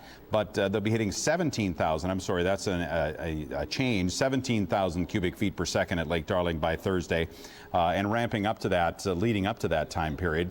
The crest in Minot is expected now to hit sometime on the 27th, a week from today, at 1564.4. That is 9 feet above the level of 1969, 9 feet above the level of 1969. It is expected to get over the top of the dike system, which is at about 1556 by Friday morning at around 7 o'clock. And at that point, it will be moving forward, moving upward very, very quickly. Again, between Friday at 7 a.m. and Monday about midday, we're expecting to see the river go up 8 feet, just 8 feet over the course of Saturday, Sunday, over the course of 3 days. That's an amazing amount of rise and an amazing amount of water that is going to be coming through the Minot area. Burlington is also ordering evacuations by Wednesday in the early evening or late afternoon, and also evacuations have been ordered for the Mouse River Park area in Renville County, as well as other areas in Renville County along the river, and in Ward County outside of Burlington and Minot. Also an evacuation has been ordered. So look for 10,000, 11,000, maybe more people to be evacuating. And some people were getting going on that today. Some others were trying to see if they could ride things out. Catherine Ross shows us what was going on. with new reports of up to 17,000 cubic feet per second pouring out of Lake Darling by Thursday. For some, resistance is turning to resignation. We started out the day with the plans of sandbagging and building up the dike system around the area, and everyone kind of gave up, and we're just moving. Everyone's just moving out now. Under the worst of circumstances, people around here have gotten pretty efficient on the assembly line, moving precious cargo back and forth as predictions change. Well, 2 weeks ago we had a big crew here and moved everything out and moved everything back, or started moving back in this last weekend, and now we're moving it all back out again. Between Minot and Burlington, it's become every man for himself, unless you find your way to this happy group of volunteers. Sandbagging through a downpour, a last-ditch effort for Brooks Addition and the Robinwood neighborhood. There's always hope. They're digging in as some head for higher ground and others hope for a miracle. Hopefully we can salvage our house, and just have to see what happens from there. You don't know. It might be enough just to save one house, two, a whole neighborhood. You don't give up. Resignation, resistance, and resiliency, all coming together as we ride out this dark hour. Catherine Ross, KX News. Officials tell us that this dark hour is going to be more than an hour. It's going to be several days, weeks in fact, that the river is expected to run at that 17,000 cubic foot per second level. That would be in that 8 or 9 feet above the 1969 level through Minot. 2 weeks is what the Corps of Engineers officials said he was led to expect. And of course, that's just today's guess. You never know what tomorrow will bring. We'll be back with more in a moment. All right, and just want to tell you about a piece of information that was just given to me. You know, people right now are trying to figure out how they're going to get moved out of their houses again, and maybe don't have the transportation or the trucks or the vans or the trailers that are available. Well, you can call the flood hotline at 858-9366, 858-9366. In fact, we should have our crawl going here that would have that number on it, I think. Is that right, Tom? Or you're changing that? Okay, 858-9366.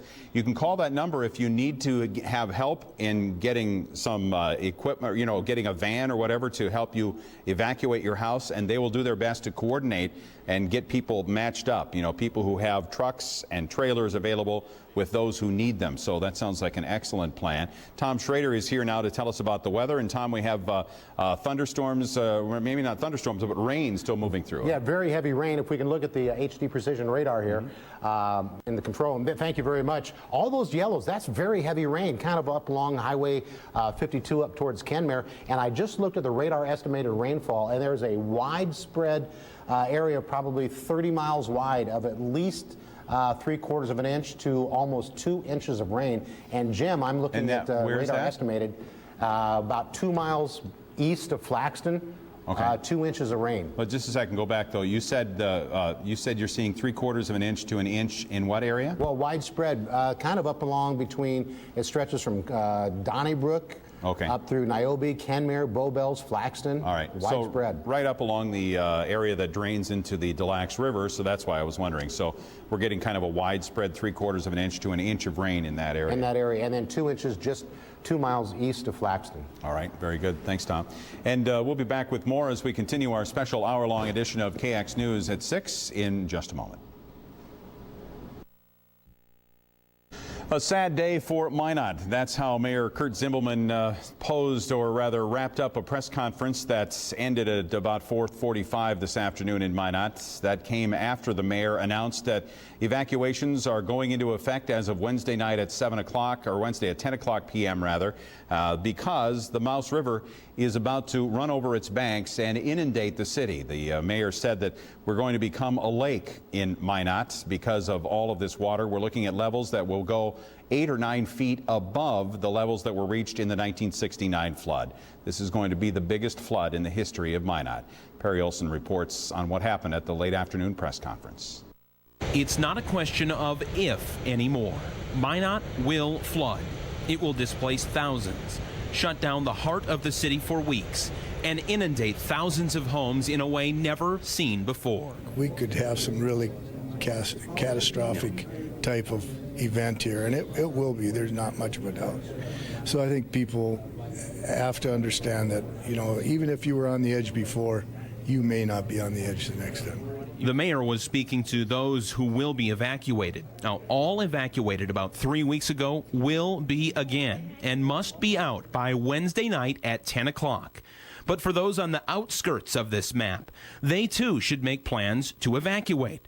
There's no way to guarantee that the mighty mouse won't reach your home, even if you're not in an evacuation zone, but may be right next to it. We're currently looking at inundation maps and profiles to see if we'll have to enlarge these evacuation zones. Expect to hear more on that Tuesday, but the news to hear today, and let sink in, is this. We're going to become a pool. I mean, we're going to become a lake. And it's hard to accept. It's hard to really believe. But I have some real concerns. Concerns that will become reality. Flows of 17,000 CFS. That's more than 3 times the record amount before this year from the Lake Darling Dam on Wednesday will reach Minot sometime Thursday, Friday, or the weekend. And the emergency levee system will be topped. All city bridges will be closed at these levels except for Broadway Bridge. We plan to keep Broadway open. Secondary dike work will hopefully keep it open as a major north-south route along with the west bypass. More infrastructure news. The water system in Minot will be put to the test. Alan Walter spoke to the need for conservation over the entire duration of this flood.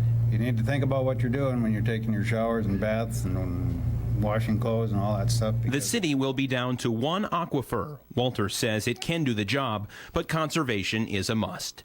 Now, the news is endless, but what citizens of Minot need to know is this. The battle to keep floodwaters in the banks of the riverbed will fail. Water will spill over and flood Minot in a way never before seen by anyone alive today.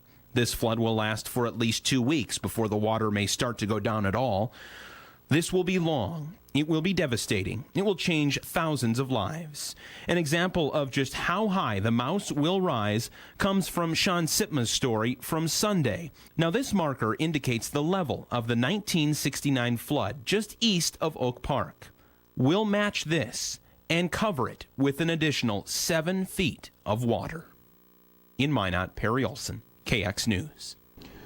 And that 7-foot number was accurate when Perry put that story together about an hour and a half ago. But since then, the new projections from the National Weather Service that go out a full week say that at the end of that full week, a week from now, we're going to be looking at levels 9 feet above what they were in 1969. So take a look at that power pole that was on the corner of the street there and notice that marker and then add 9 feet to that.